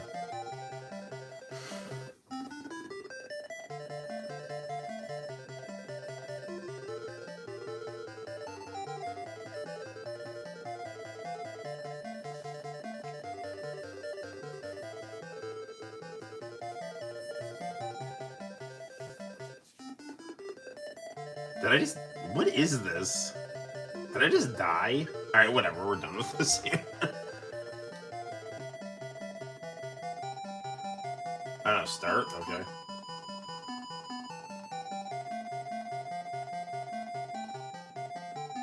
Alright, I'm not playing. This is in Japanese. I mean, I love Japanese stuff, but closed content here. Yeah, quit red charge. All right. Okay, well let's play some. Go back to playing some Metal Gear here. Celebrated 40th anniversary of the Famicom by celebrate the 40th anniversary of the. Don't I miss the Prism app? Oh yeah, that was interesting. So for those of you who don't know, the Prism was what I used to use for my live streams when I had an Android phone and didn't yet have 1,000 subscribers because YouTube, I think, was very unfair and did not let people with under 1,000 subs stream off their phone. But there was this workaround called Prism, and we used to use that, and it actually worked great for a while, and then it just stopped working, and it would like crash the live streams quite a bit actually, and it was kind of annoying. But it was cool because the comments were just hard to put on the screen. So everybody who watched the live streams and replays didn't have to worry about like having a separate mirror, like a separate thing opened up on the side. It just was all on the screen. So, all right, we're gonna play some Metal Gear 2: The Solid Snake. I love this opening here. I don't know why the bezels say Wonder Swan, but whatever.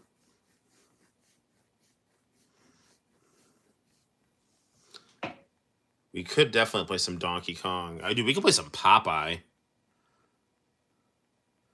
Now all I want to do is have some fun in John's head. You're welcome. And I'm sorry. This is a good song to have in your head. Konami used to use this both in this game and in the X-Men arcade game.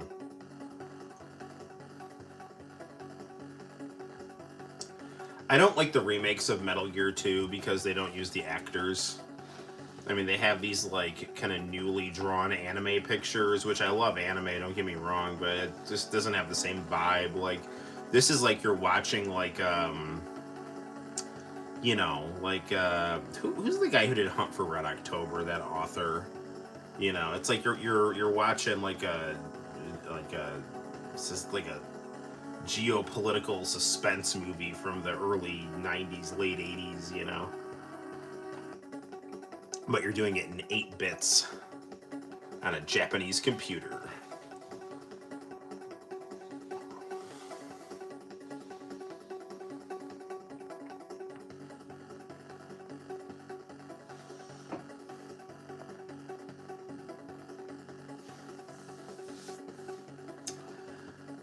If you want to get an even deeper cut than those games in Nintendo 70, I have Popeye on the Famicom. We could bust that out if you really wanted to.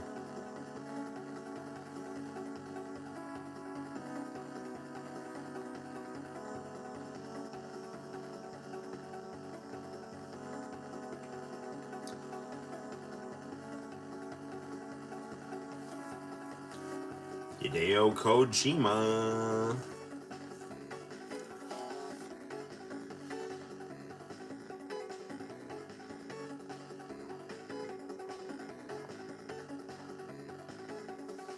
I love this song so much, it's so good.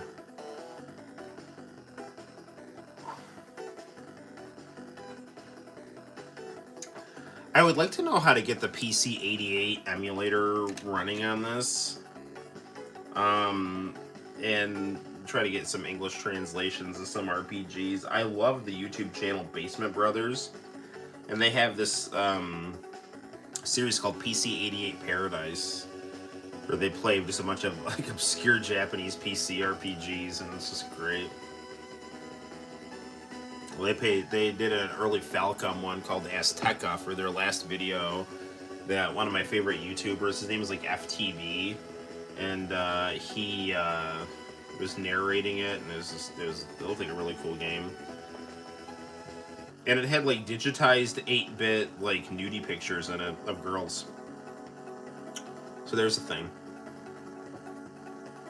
And you had to find out about Mayan ruins, even though the game was called Azteca. Think about Aztecs. They're all from Mexico anyway, so. Dun.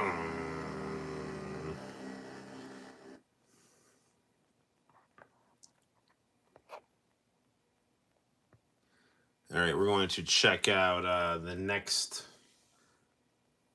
kind of the story attract mode here. It's the late 90s, guys. The Cold War is over. Nuclear war threat is gone. Those were the days. But peace is not embraced by all. Dick Cheney and the neoconservatives seek war. Zanzibar land forms a military government. And starts invading nearby countries. It also raids nuclear arms force disposal storage sites around the world.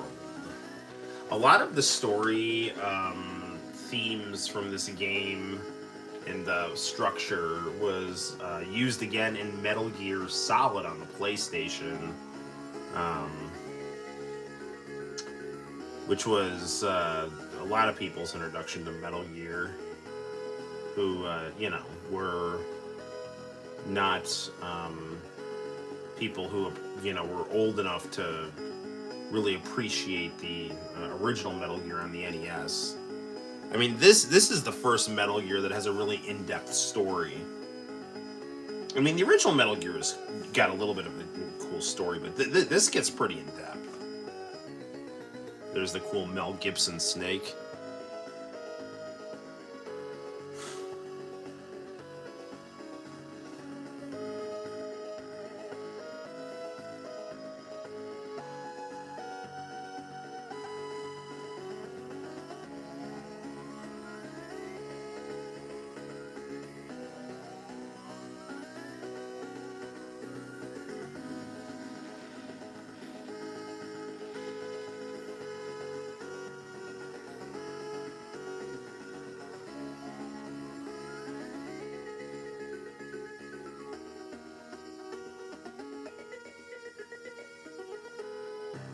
Nice. Alright, we should probably play the game.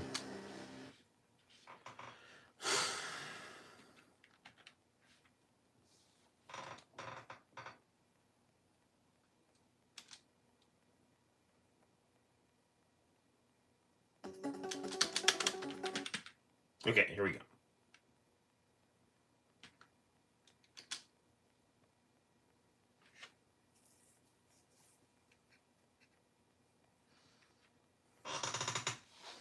Playing on a keyboard in my lap.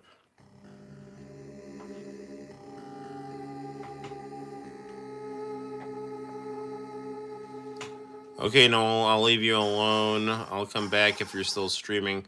Stay on as long as you like International Channel. Love having you on the streams. Alright, this is Snake. I've arrived at the entrance point. Snake. Just on time as usual. Okay, let's begin Operation Intrude F-014. Remember, your mission is to sneak into Zanzibar land.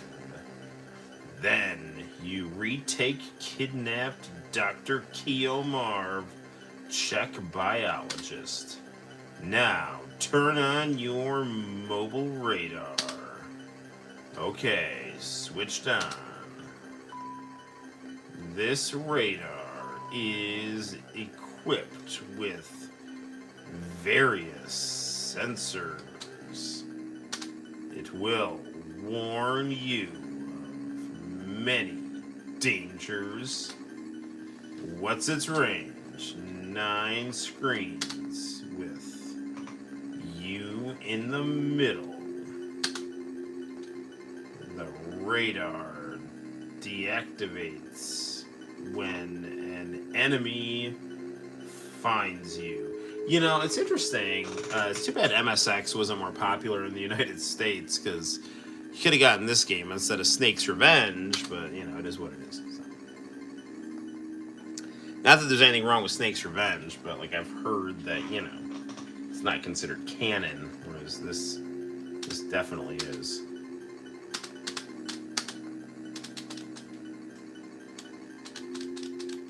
Where's Dr. Marv? Dr. Marv has an emitter in his tooth. If you come near him, he'll show up on your radar as a red dot. Let's find that red dot. Communication will be on frequency 140.85. Good luck. Over.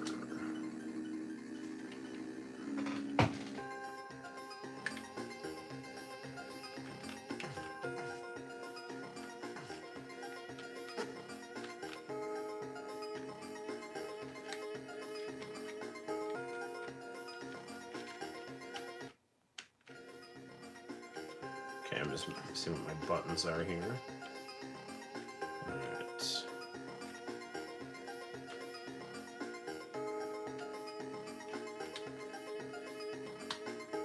Let me just go back down there. Got some security guards up there. Alright. Oops. That didn't last long. I should just run up here. Run, Snake. Run with all you have here. Run, run, run, run, run, run, run. I'm gonna hop with the car here. Ooh, rations. Alright. Oh, what? They followed me into the car. Bye, guys. Whoop. Run, run, run, run, run, run, run, run, run, run, run. It was a lot better at this when I wasn't streaming.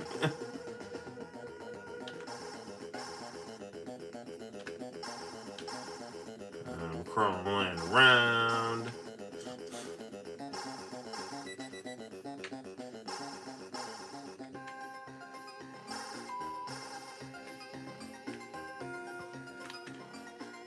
Alright, let's get up here. I think we're okay.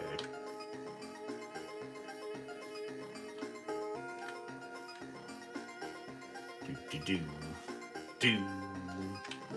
Oh, what?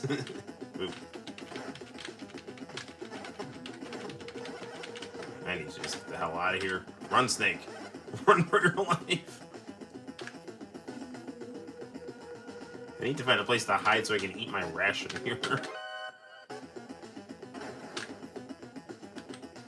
I'm dodging her bullets.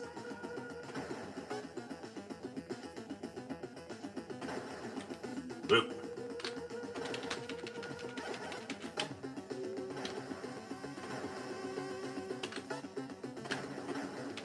Oh man, I died. Is that a door there?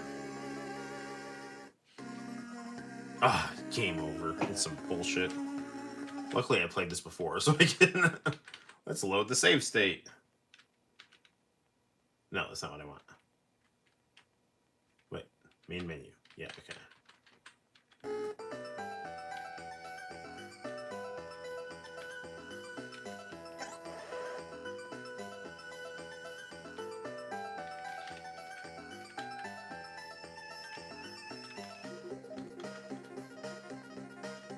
Which one of these was my... Okay, yeah. Alright. It's F3 is my menu there. Let's try this again here.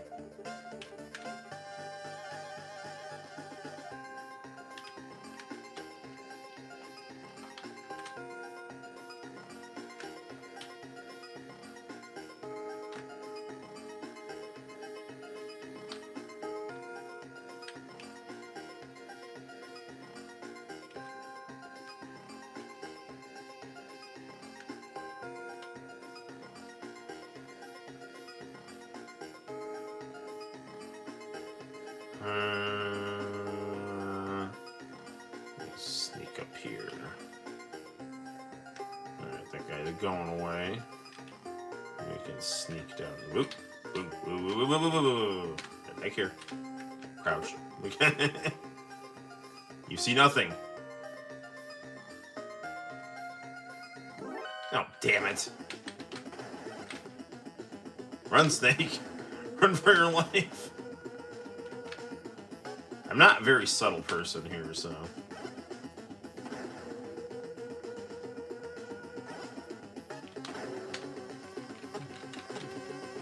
Dude, damn it. Where's the door?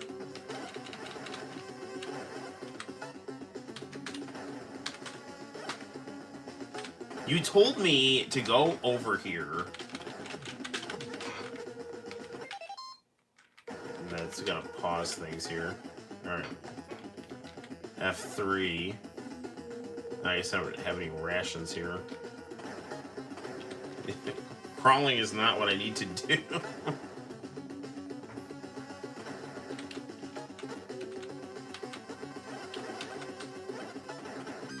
Alright, well that didn't work well at all. Let's try that again here. Ah, sweet, sweet save states. Alright, let's try that. We'll do like one more go at this here.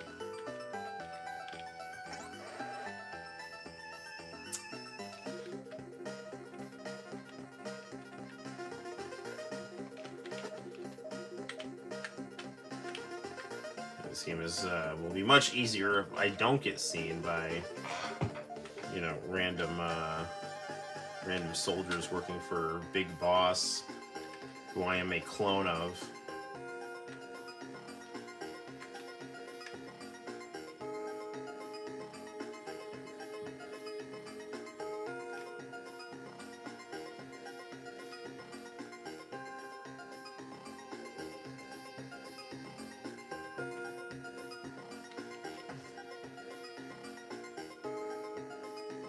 I wonder if I can like get the jump on this guy here.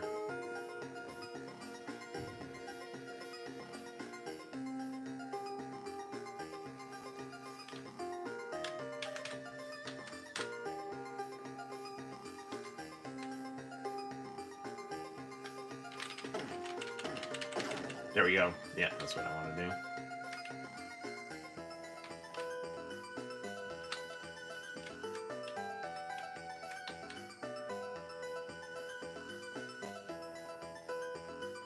I mean, I can see there's a guard up top here. He's not really moving, so... Or is he? No. Yeah, he's moving.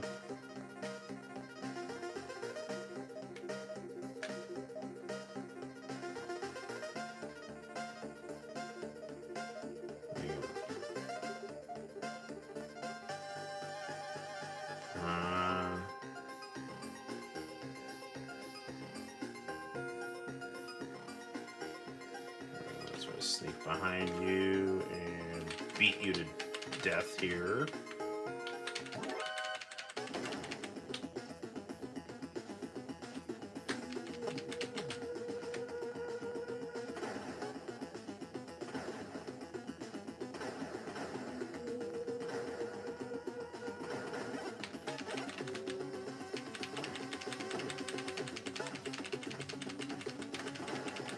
Come on, I'm punching right through this guy.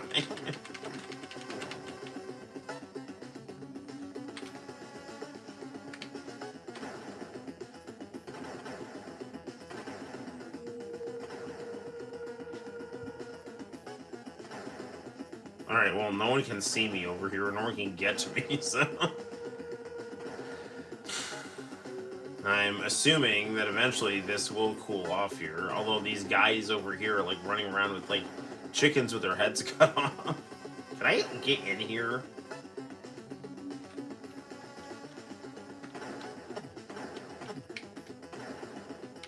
I guess not. I don't know. I guess that's not anything. I was thinking that was a door, but... Oh, I see. There's a little hole I can get through right there. Whoa.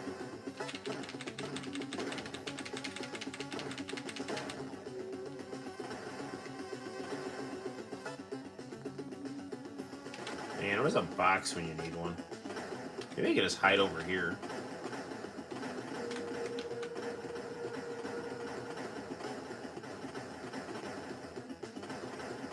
So yeah, I gotta crawl through there. But now they see me, so I can't do that. Maybe I'll go hide in the back of that truck.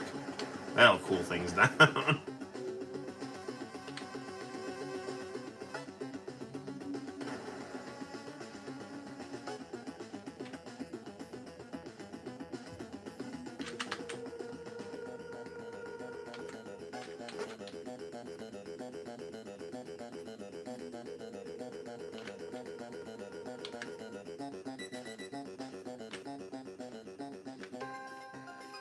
Alright, well that worked out.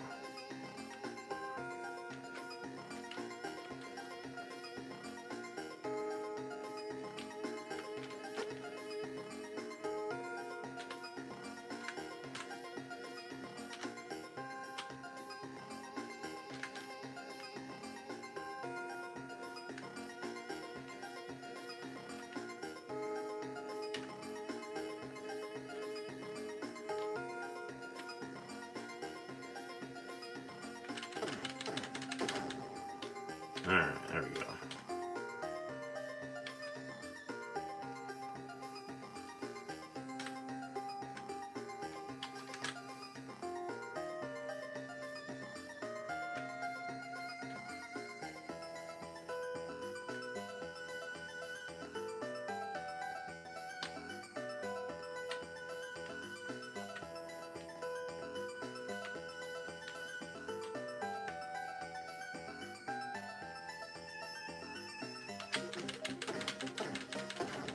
Alright, taking out all these guards here, so that should eliminate some of the annoyances here. Can this guy see me? I guess not. Alright, so we can sneak in through here.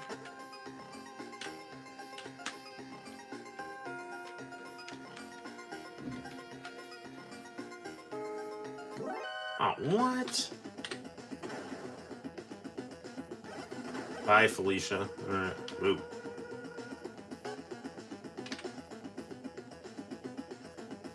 Can I hide? Is there like a place around here I can hide?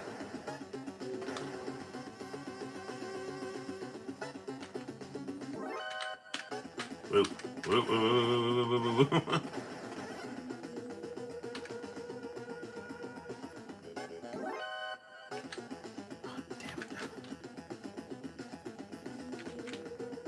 Run, get up, Snake. Damn it.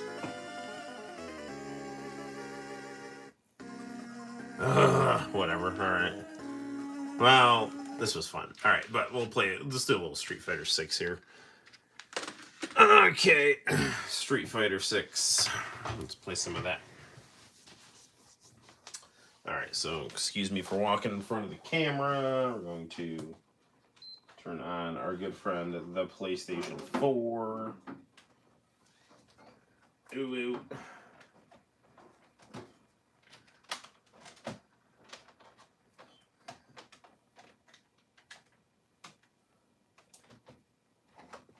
Okay. We're gonna walk back in front of the camera.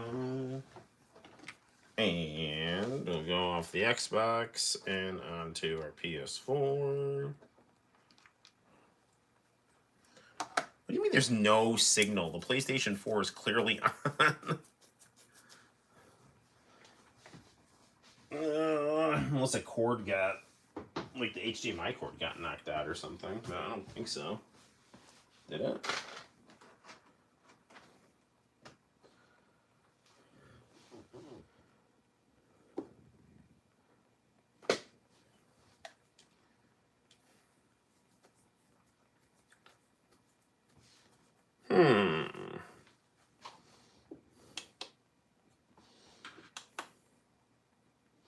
Why isn't the PS4 coming on here?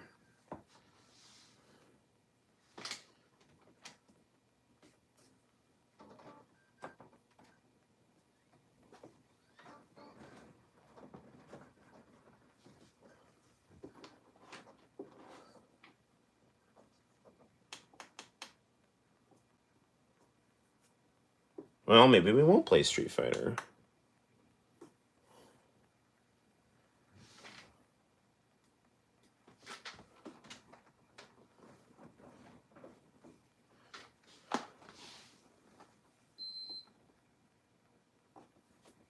All our HDMIs are in here.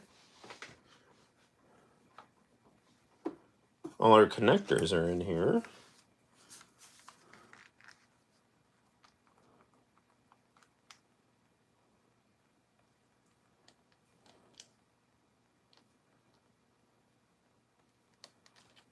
This is very odd. I don't know why this is, why the PS4 is not coming on here.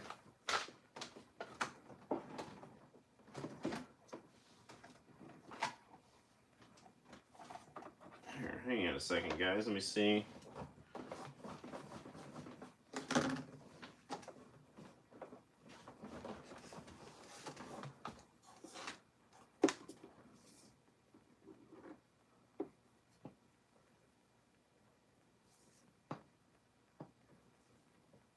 Yeah, it should be. Sorry, guys.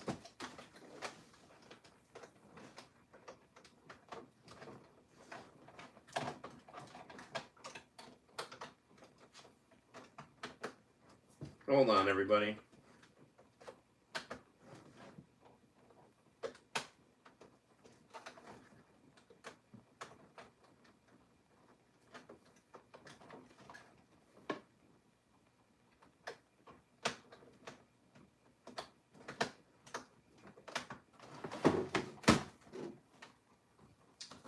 Okay.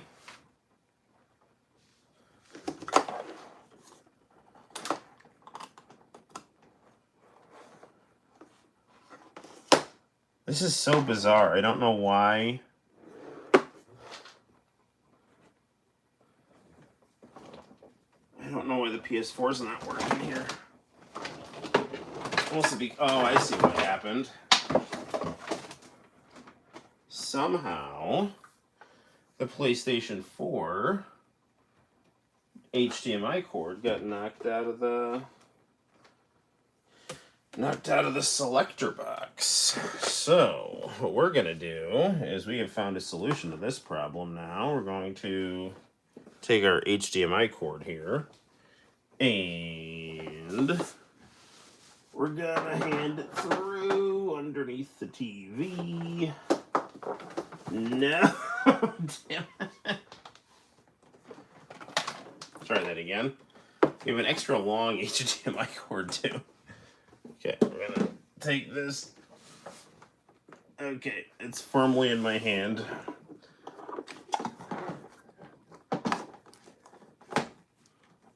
Alright, here we go.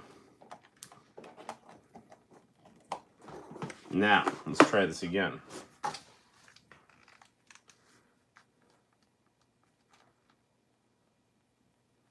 Yes, I know it was not turned off properly.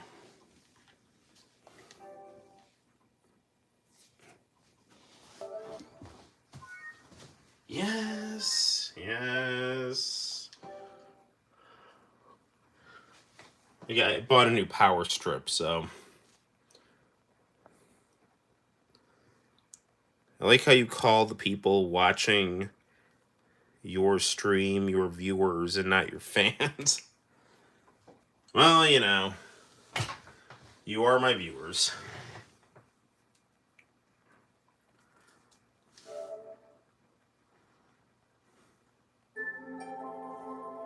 I don't know why this is saying I have no controller battery when I specifically charged it. Whatever. Alright. Looks like we're headed to the old wired controller here. Wired controller.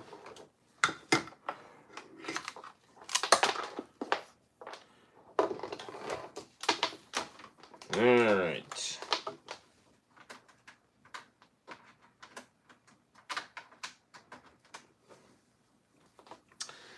I honestly wish Sony had a. Sorry, I'm walking in front of the camera again. I honestly wish Sony had a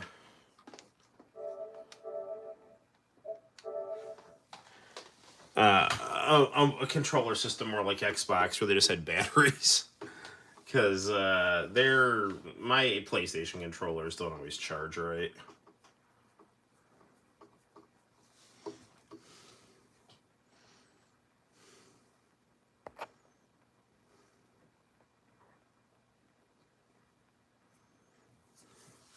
Yeah, this is a nice, like, this is the Hori pad for the PS 4. It's a nice wired controller.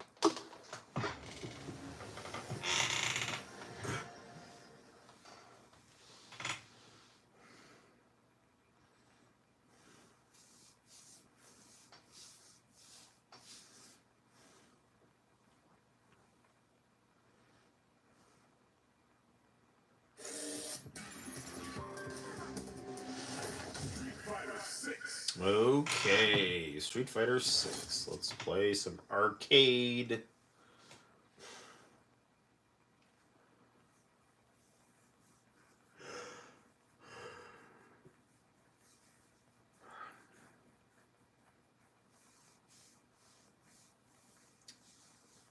Ah, these new video games with their load times. Takes me back to the good old days.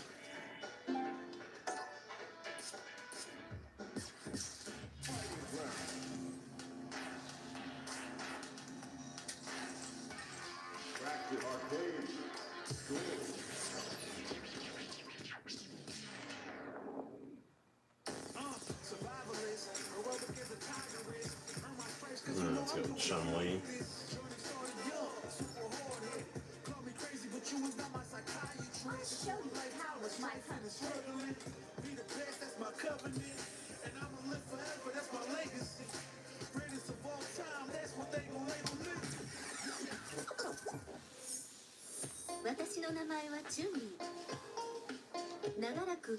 ICPO の捜査官として巨大犯罪組織ベガという男を追っていた。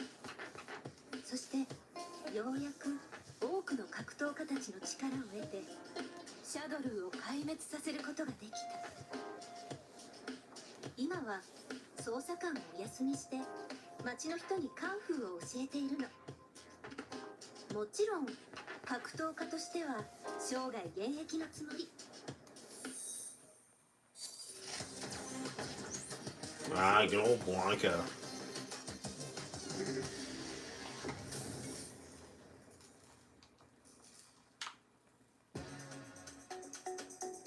Ready? Then show me.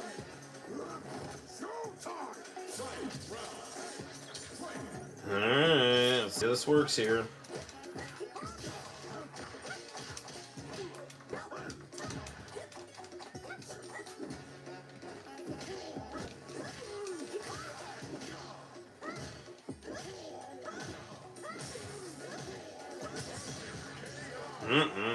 Nice.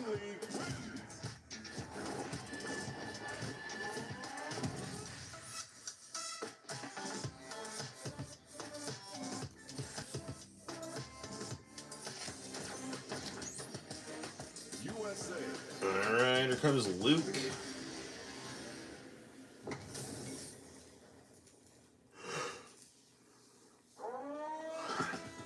Ready? Then show me. Let me have some fun.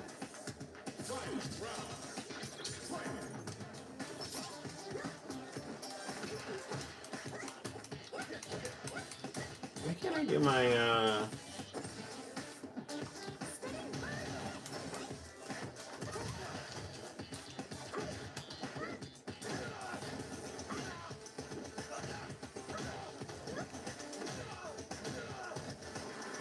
It made Chun-Li's body look really, really pretty, but I don't know. Something about, I mean, her face doesn't look bad, but I liked how they drew it better in other games.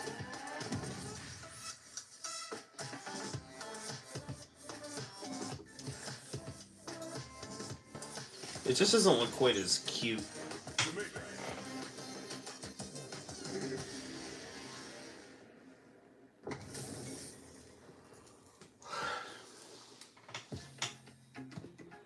Ready? Then show me.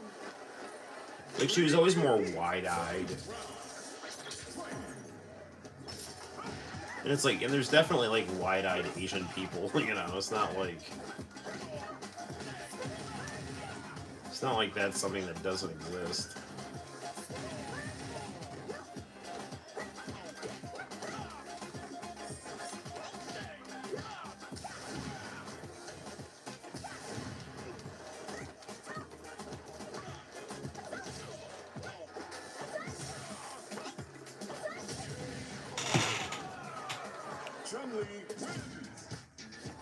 Hey, Diego. Diego, we're playing some Street Fighter 6. We just played some Metal Gear 2 Solid Snake, where I goofily snuck around. Before that, we played some little bit of Super Punch Out and some Mario RPG. We ranted about pop culture as per usual.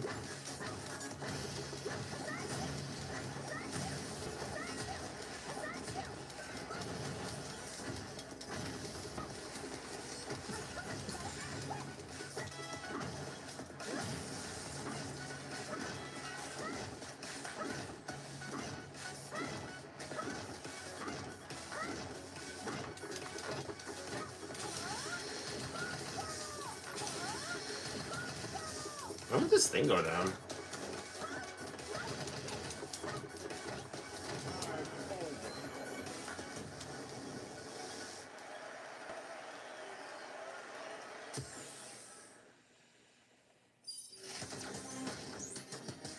Russia.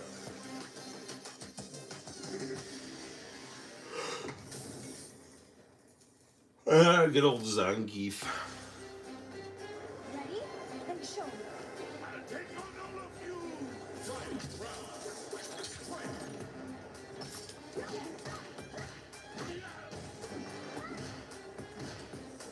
Useless hero.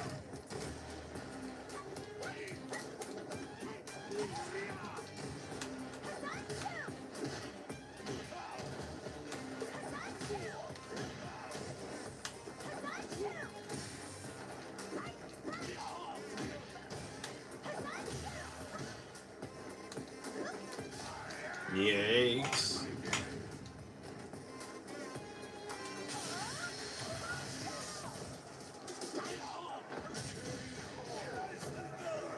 Chun-Li.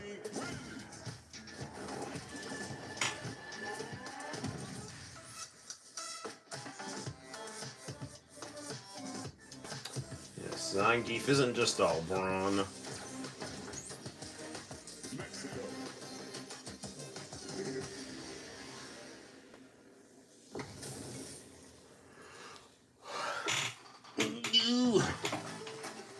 Ready?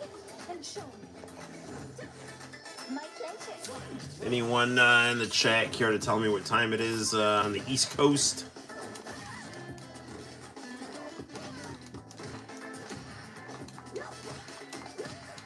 We're getting close to 1 o'clock, right?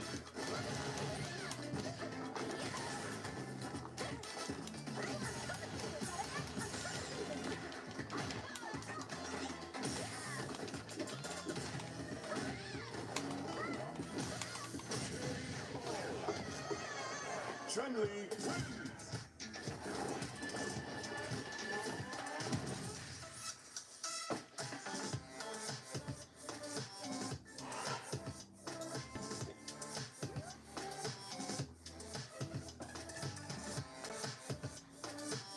12:57. That's what I thought. United Kingdom. Cammy.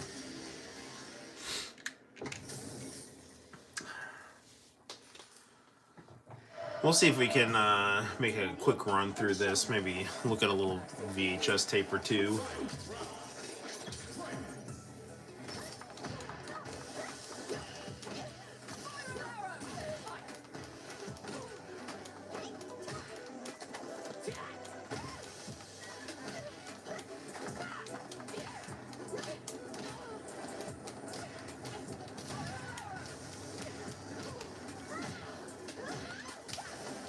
Whoa.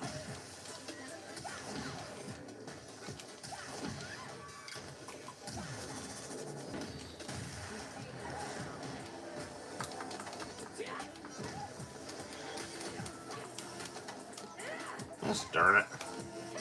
Oof, she beat me to it. Cammy wins.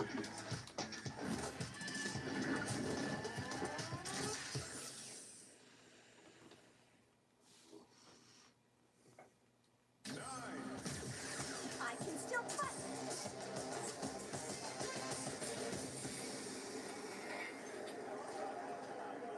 Ready? Alright, here we go. Round 2.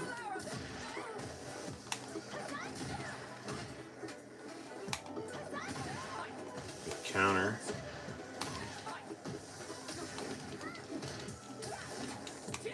Man, Cammy. It's not as fun when I'm the one getting beaten up by her, you know?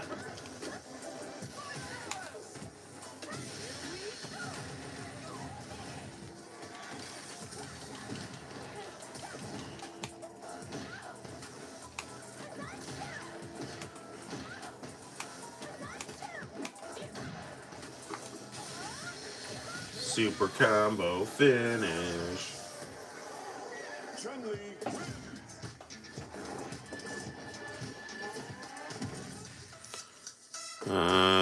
Watching the almighty Noel, who always does his best to entertain us. I do always do my best to entertain you. Love how he always makes us feel welcome. Well, yeah. Well, like, what am I gonna say? Get the hell out of here! How dare you watch my YouTube channel when I invite you to do so? You know.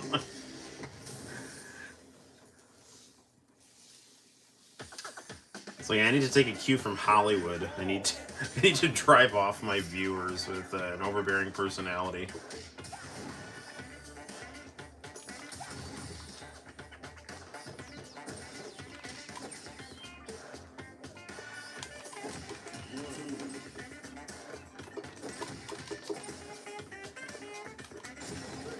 That didn't go well. Not doing too well with these special stages here.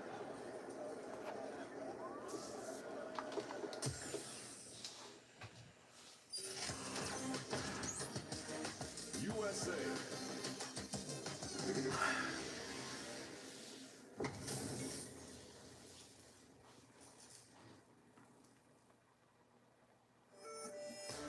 Ready? Then show me. Hope you're ready. Fight round. Fight.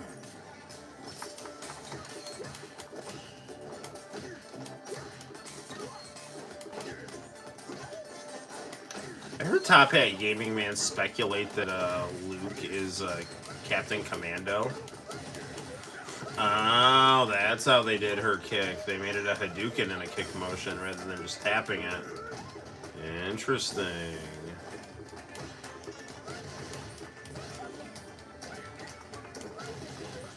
I actually like that. I was first. Yeah, I better get that.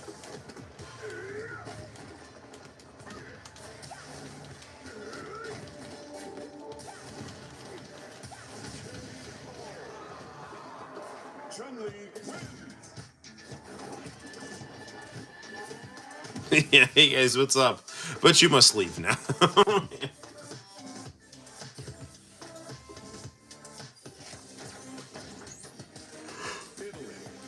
So like, hey guys, come on in now. Get out, get out, get the hell out. Ready?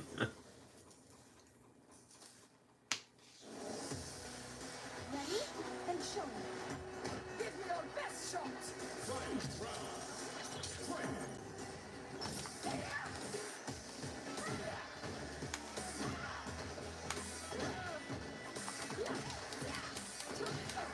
Like, with how attractive Italian women are, the new woke sensibilities Capcom decided to come up with this.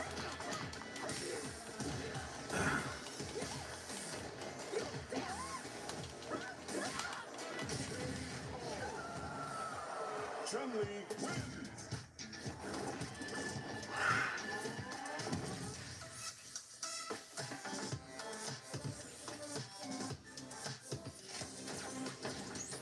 Second to last boss.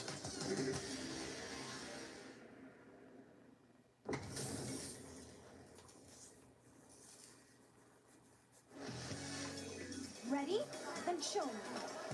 Hope you're not a sore loser. Fight round. Fight.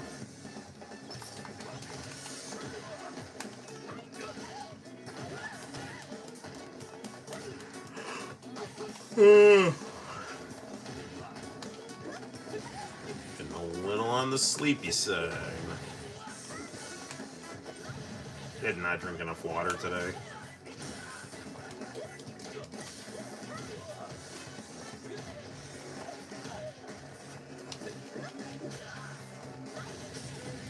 Well, there's always tomorrow. And actually, there's still today.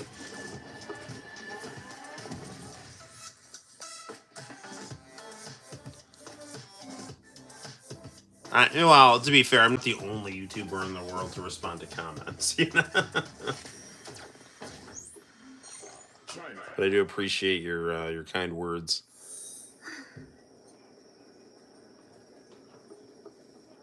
隠れてないで姿を見せたらハンジュリあん引退したって聞いたけど勘は鈍ってねえんだなそんな殺気を放っておいて気づかない方が難しいと思うけどなるほどねじゃあこれはいいね腕も鈍ってねえな心配いらないわで要はそれだけまあそう焦んなよちょっと忠告ってやつだあの男がくたばって全部済んだと思ってんなら違うぜどういうこと知りたきゃ力ずくで聞いてみなよ Alright, this should be interesting here.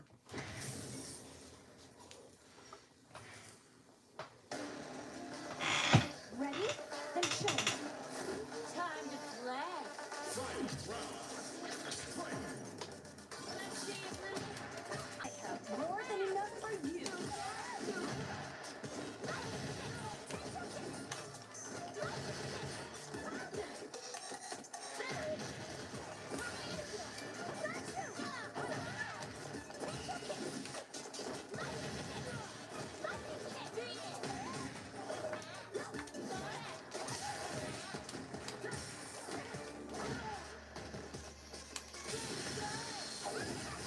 God damn it.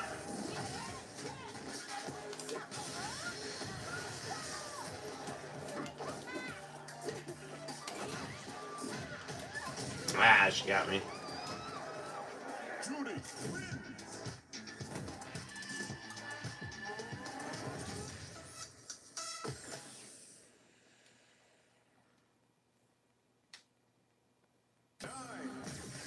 I can still fight.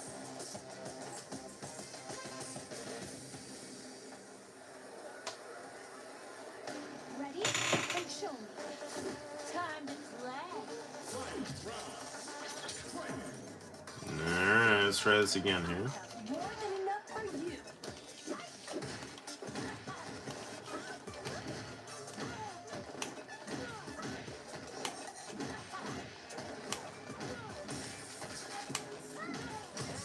Oh, that worked well. Chun-Li wins.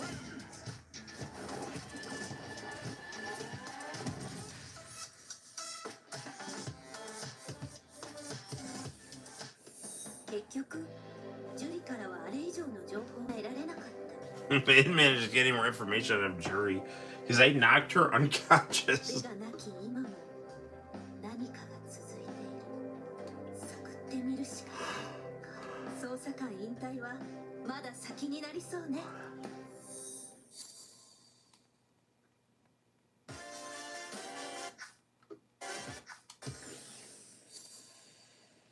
Thanks for playing.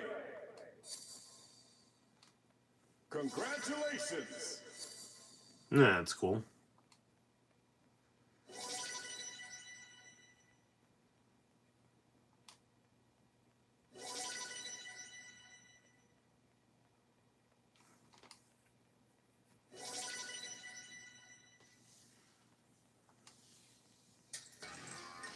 Okay, well, there's Street Fighter 6. All right. Well, it is after 1 o'clock.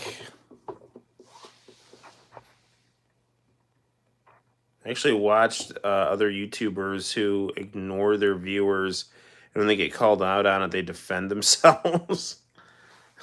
I don't know, man. Yeah, dude, if you're gonna do a live stream, you gotta. I mean, I guess everyone's different, but like, I would assume. I mean, my always experience was like part of the fun of a live stream is actually talking to your audience. You know, like, although I mean, like, like if you're not going to talk to your audience, don't have a chat option. You know what I'm saying? But whatever. All right, let's see what we got for tapes here. Sorry if my camera's jiggling. Alright, gonna go to video 2.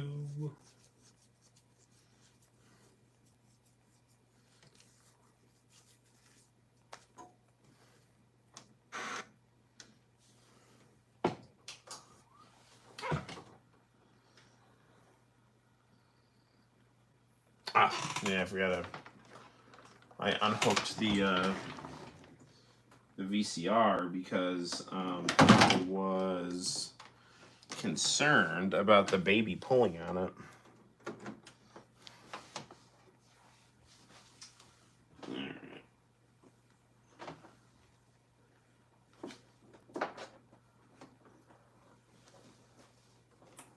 Okay, hold on a second here. I mean, it's not really unhooked. I just like screwed the cords over a little bit here.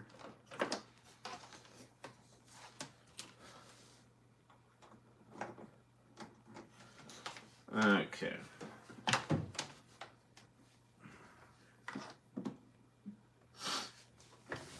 Okay, I don't even know what tape is in here. Let's see. Okay, it's an old Jeopardy. And Eric Bieber, a sophomore at Harvard. Remember, players, you're competing for $25,000 in cash. You're competing for a brand new automobile, and you're competing for providing assistance to needy students at your school. Alex Trebek looked way better with that mustache. Grinnell, and those It's not like he's rocking those aviators. by the Dodge division of Chrysler Motors. We'll see you all tomorrow. So long, everyone. Today's second and third place contestants will receive There's some Cornell. the latest in junior, misses, plus even girls and men's fashion. Ooh, Fashion 1,200 Bug. stores coast to coast. Fashion Bug fits your life. Tetley round tea bags with more tea per bag and more taste per tea. But why is it round? Get the essentials for healthy hair. Matrix Essentials. You'll love the look, only in fine salons. Centrum Silver, especially formulated multivitamin multimineral for adults over 50. Centrum Silver because right now it's a great time to be silver. Mama Libman's Wonder Mop, your hands Yeah, never look touch at all water. these, Just slide a special wringer sleeve down enthusiastic with twist, sponsors Libman of brooms, Jeopardy. brushes, and mops. Enjoy the cold-pressed flavor of olives on salads, pasta, seafood, meats, and vegetables. Pompeian extra virgin olive oil imported since 1906. Live it up with the original. Werther's Originals. Werther's Originals, all right. Classic candy made with real butter and fresh cream. And all new editions of Wheel of Fortune featuring Vanna White and Jeopardy featuring Alex Trebek for the 16-bit Super Nintendo Entertainment System and the Sega Genesis System.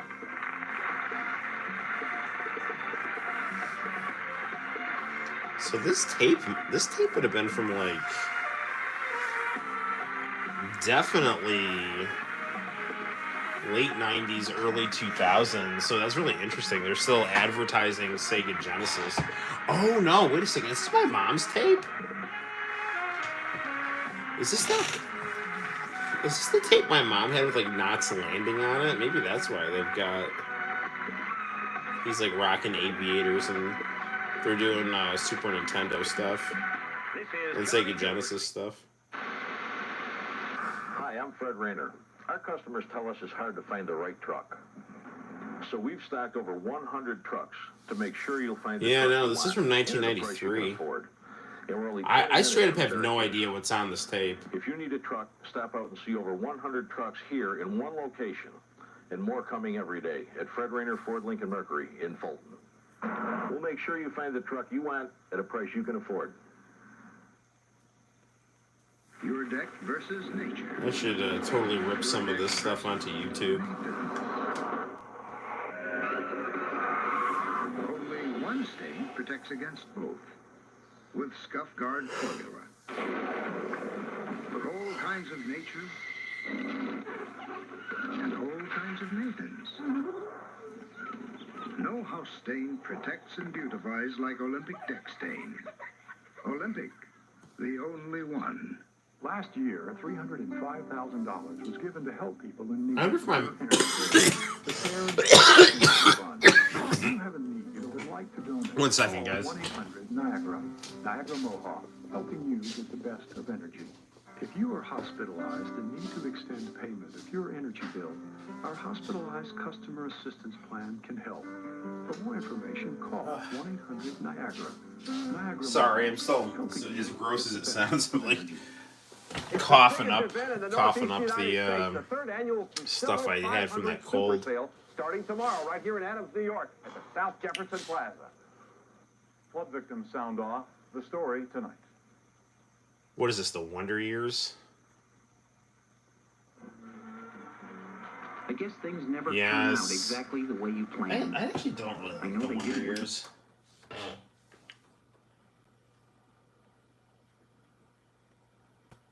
But I do like these commercials from 1993. Let's see what else we got here. I bet this was like the last Wonder Years that my mom had her friend tape for.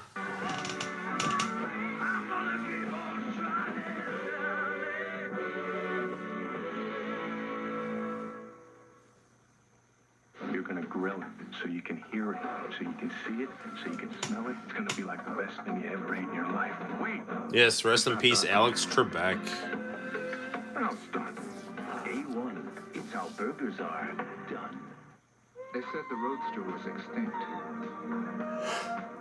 But we made the Mazda Miata anyway. Because some people might agree that driving for the fun of it should never vanish. Until my allergist told me. I never knew what a histamine blocker was. When allergens attack, Benadryl blocks the histamine in your body from triggering reactions like sneezing. The histamine blocker Benadryl. Powerful protection from Park Davis. Zip on over to the JCPenney luggage sale and look for the year's biggest savings on every piece and every set. From Samsonite to Protocol. You know, I would like Cortland still has a JCPenney. It just doesn't have like very good clothes there. Like Walmart's got like way better clothes. 1973 was a time of restless energy. And The first generation. what is I wonder what this tape is labeled as here.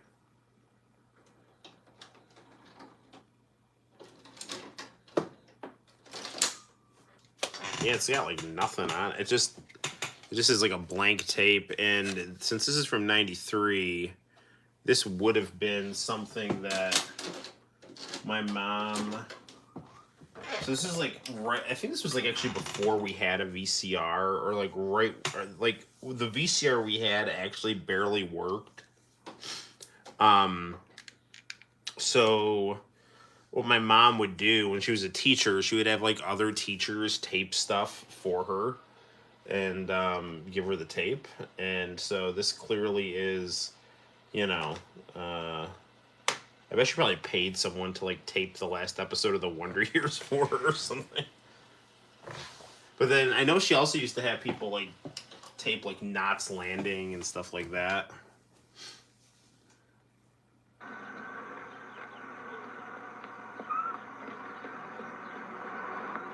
Need a lift? Yeah, actually. Listen, is there a bus station around here? Yeah, hop in. Thanks. Yeah, I remember the Wonder Years was just like, I don't know. I always thought it was kind of pretentious. Boy Meets World was like a zillion times better. I mean, it's not that like the Wonder Years wasn't ever funny. It was just, again, I thought it was like pretentious and melodramatic, even though it was funny sometimes. And the ending was really stupid. Kevin and Winnie didn't get blah, blah, blah, blah. They didn't get together. I think they just had sex in a barn. And then the dad died, and the brother was a loser, and the mom became a successful businesswoman. The end. It's like, just, I don't know, it's like really stupid bullshit.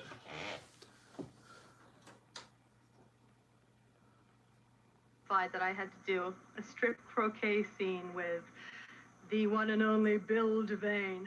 Well, I thought it was the stupidest thing ever invented. Oh. My point?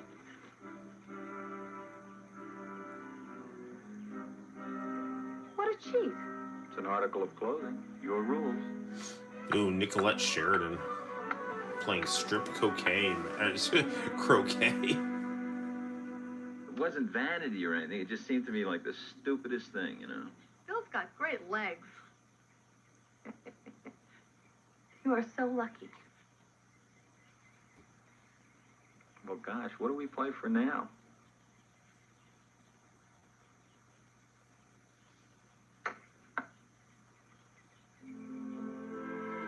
I lose. Is that good or bad?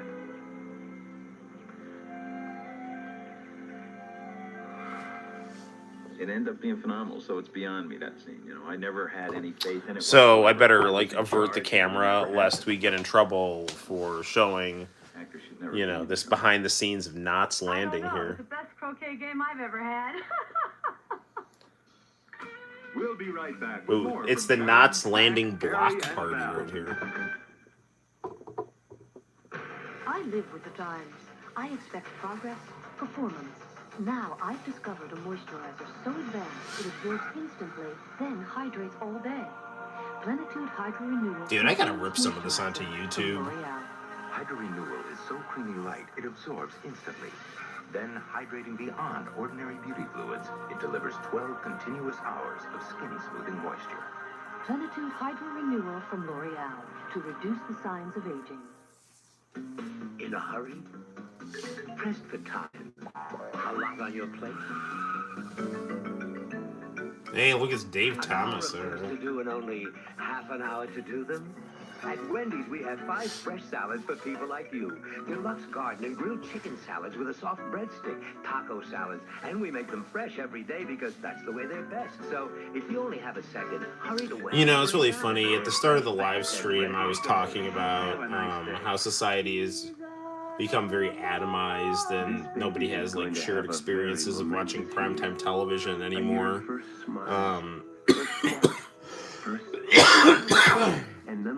So it's only kind of appropriate that we end up finding a tape with like primetime television from 1993. Look at that cute fat baby. Poke, poke, poke. Poke, poke. Aren't all your moments with Kodak film? French Vanilla Cafe. Rich, creamy tasting coffee. With a You want to really spice up your ice cream floats? Put some international coffee in them. You'll fall in love. French Vanilla Cafe. More than just a cup of coffee. Why aren't you flexing your teeth? Flexing? With Aquafresh Flex, the only toothbrush designed with a flexible neck. Flex helps you brush away plaque, yet it's still gentle to your gums. Look, it doesn't even damage this tomato. So stop brushing and start flexing.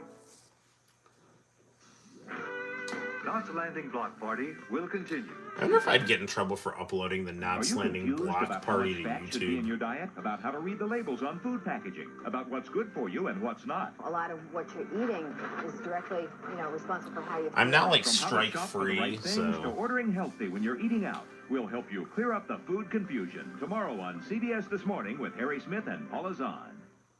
Dudley's approach to meeting women. She's Pat's English teacher. For most people, having a Hey, child it's the dad from cuts down Alf. on their social life. For you, it's a springboard. Dudley, Friday at 8.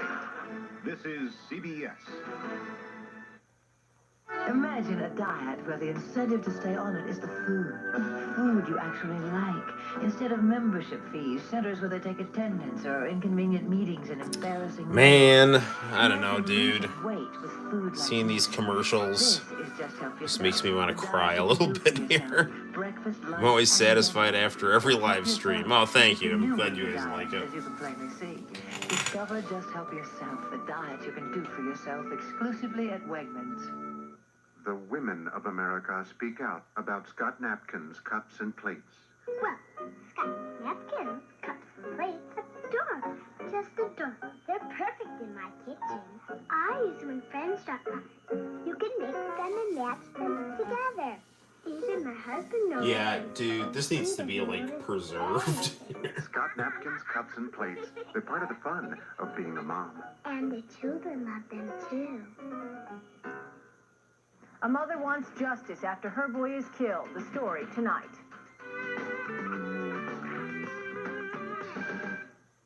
That was really fun when Michelle Phillips came on the show and kind of caught the eye of Mac. The next day, there were phone calls and telegrams from fans. You're not going to cheat on Karen, are you? You know, and don't cheat on Karen. You're only with Mac now because I wasn't here when he met you. Now he feels obligated. Oh, Mac that is under bitch. no obligations, Anne. The hell he isn't. Claws are coming out when these yuppie women are in competition for, you know, curly hair, receding hairline, mixed chest hair. With your little outdoor barbecue grill and your kiss the cook apron. Oh, makes me sick. And I'm going to get off the phone right now. I think we've said it back. I want to know the truth. I'll tell you the truth. I never intended to die. I intended to bring Mac. I did it so that Mac would choose between us. I never give a gift unless it's something that I like myself. You know that? And I love hot dogs, especially when they're charcoal barbecued. I can put your names in them. You know, Karen, I love our house. And listen, I love how quiet it is on a cul-de-sac. Yeah, that's right. Check out this yuppie fashion here. Quality stuff.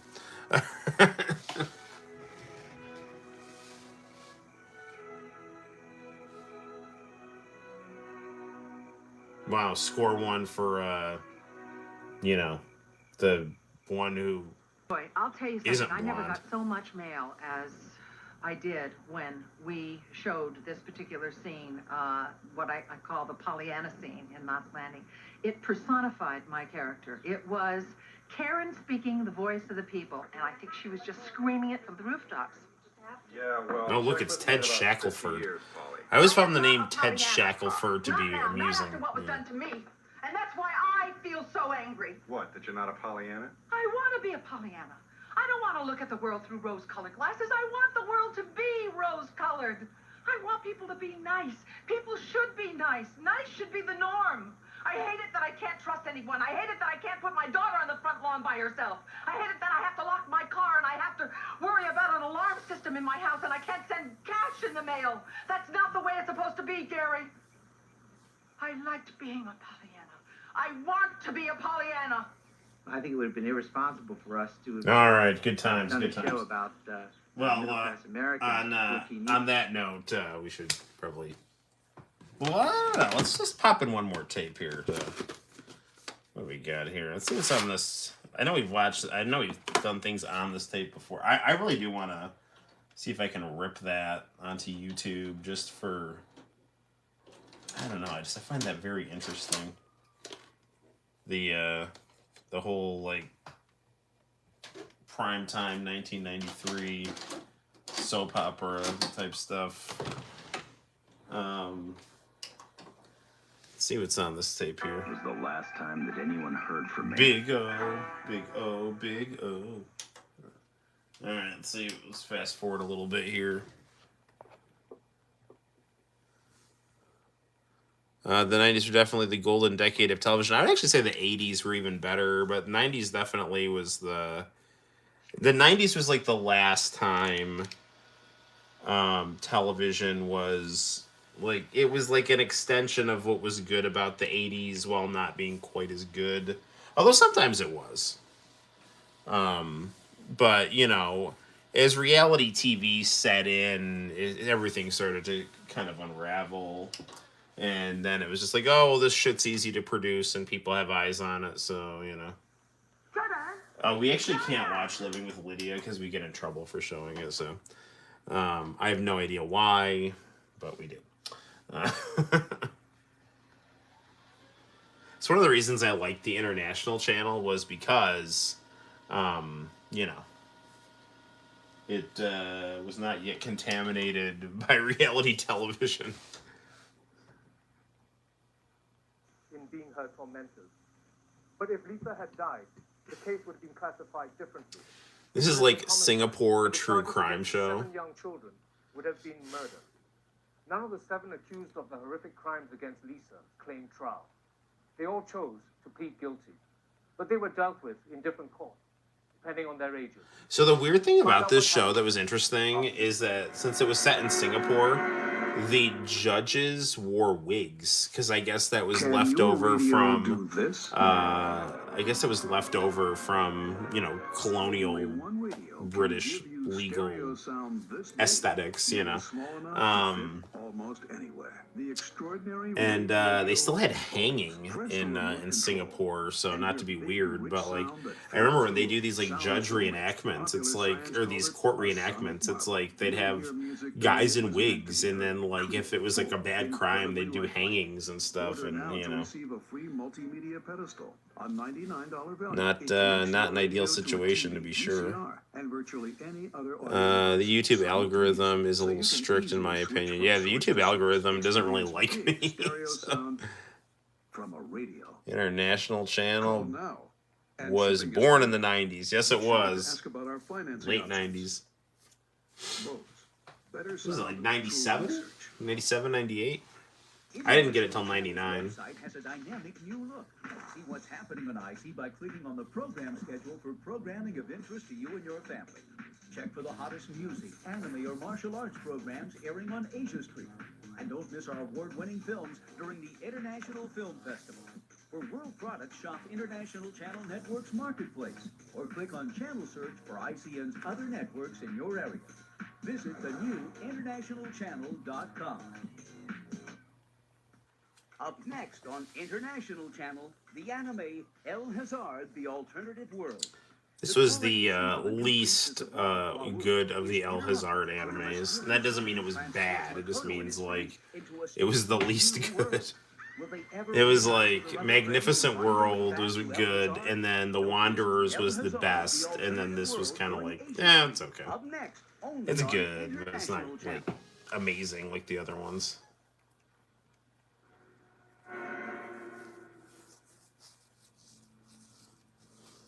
Beng Hong, now 17, who just had a baby in May, was sentenced to 2 years jail. Her boyfriend and father of her baby, 16-year-old Nelson, was sentenced to 7 years imprisonment and ordered to be given 14 strokes. Oh yeah, he got a caning. Marcus, 16, was sentenced to 6 years jail and 16 strokes of the cane. Kenny and Beng Gyok were dealt with in the High Court on 24th July 2000 because of the offense of unnatural sex against them. The victim was initially physically assaulted with fists and instruments. Thereafter, over time, That guy looks like Chong Li. Not him, you know. But these judges aren't wearing wigs, but there have been episodes where the judges wear wigs. The victim has said that the incidents have left on her horrendous scars as a result of the scalding with hot water, have hurt her and continue to hurt her greatly, and have changed her life drastically for the worse, and particularly that with the said scars, no boy will ever be attracted to her. Young offenders, where they engage in violence and cause injuries on a person, No. Scars are sexy. without provocation. I'm not saying they're sexy on her. I'm just saying that, you know, like, you know, I get lots of compliments on my eyebrow scar. People think, you know, I have some kind of like cool badass story behind it. The reality of it is I fell into a table when I was 5, you know. I tripped on a toy sword. It was the corner of a sewing machine, so. Alright, let's fast forward this a little bit. They're saying they've detected copyright audio. Your stream may be temporarily blocked. Please ensure that the content owner has added your channel to their allow list. What the hell is an allow list? You know? I don't know. Alright, whatever.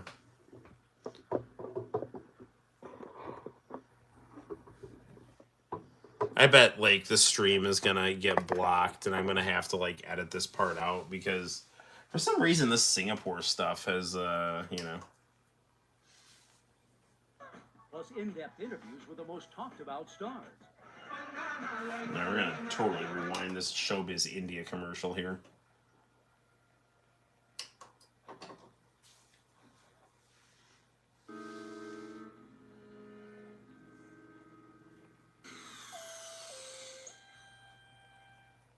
Tuesday on International Channel, the exciting Showbiz India, a show that's all about entertainment. Catch the hottest movies and music videos from India. Plus in-depth interviews with the most talked about stars. Catch Showbiz India during Asia Street. Tuesday at 10 p.m. Eastern, 7 p.m. Pacific on International Channel. Nah, man. Those cool How Bollywood would you like shows. to make more money, earn faster promotions, or even start your own business? Stratford Career Institute makes it easy to get Those valuable Bose radio career skills at commercials. home in your spare time using proven learning methods without ever setting foot in a classroom. Call now and we'll send you free information about any one of these exciting career programs. Accounting, computer programming, business management, veterinary assistant, medical office assistant. Can you remember when bookkeeping, people used to wrap up their medical heads when they had transcriptionist, toothaches? Home inspector, legal assistant, private investigator, pharmacist assistant, auto mechanics, English as a second language. The worst pain I think I've ever had was the cavity I had on the top on my top Your tooth. Stratford diploma can lead to the job of your dreams. That was not So pleasant. call I got today that tooth for your yanked free out of my career head, and it information. was just like, get it the hell out, because it was so painful. There's no It obligation. was like slamming my head into anything to try to put pressure on it. The following program is rated TV PG. Viewer discretion is advised. Coming up tomorrow on iChannel. Revolution, yep. Because this was the Wednesday shows, and Revolution was on Thursday.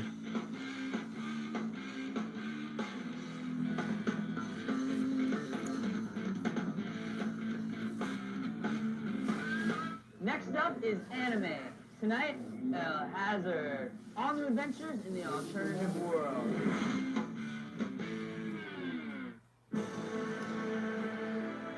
We get in trouble for showing El Hazard, so I'm gonna stop it. I'm gonna fast forward this one time, and then we'll do like whatever is on after we hit the fast forward will be our last thing that we do for the night, because we need to. Do I have any tapings of Aj Diawaz? I'm pretty sure I do. Not purposeful, but I'm pretty sure that was on after Fushigi Yugi, I think. So that would like sometimes pop up when like the tapes would run over. But I didn't actually purposefully tape a lot of the Bollywood stuff. Not that I didn't like it. I just was more interested in taping the Japanese stuff. And a sonic marvel. You hear music. I mean, I already had like piles of VHS tapes. So. Incredibly lifelike. Order now to receive a free multimedia pedestal, a $99 value. It connects your radio to a TV, VCR, and virtually any other audio device simultaneously, so you can easily switch from source to source. Experience big stereo sound from a radio. Call now, and shipping is free. Be sure to ask about our financing options. Bose, better sound through research. J-pop CD. I love the CD. I still have that CD.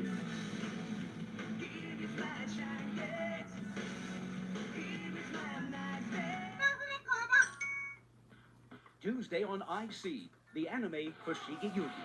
Miyaki finds herself caught in a web of adventure, magic, intrigue, and deadly perils. Don't miss Fushigi Yugi, Tuesday at 11 p.m. Eastern, 8 p.m. Pacific on IC. Saturdays and Sundays on International Channel. Catch the International Film Festival. Every month, celebrate a different cultural theme by watching award-winning movies in that language. That dude had a very hairy chest. Tune in for movies from around the world. Don't miss the International Film Festival. Like Saturdays and Sundays, Good at times. 1 a.m. Eastern, 10 p.m. Pacific, only on International Channel. Oh, it's Pop Japan TV. 今日はまだ要が来てないんですよ。じゃあお待たせ。遅いよ。何してたの？いや今日すごい天気いいからサイクリングしながら来ちゃったんだよね。そうやってなんかさ、そういうおしゃれな自転車さ、最近若い。 I think we'll be okay as long as you don't show any music videos. みんなこういうおしゃれな自転車乗ってサイクリングして流行ってるんだよ。してる。いいな欲しい。でしょ？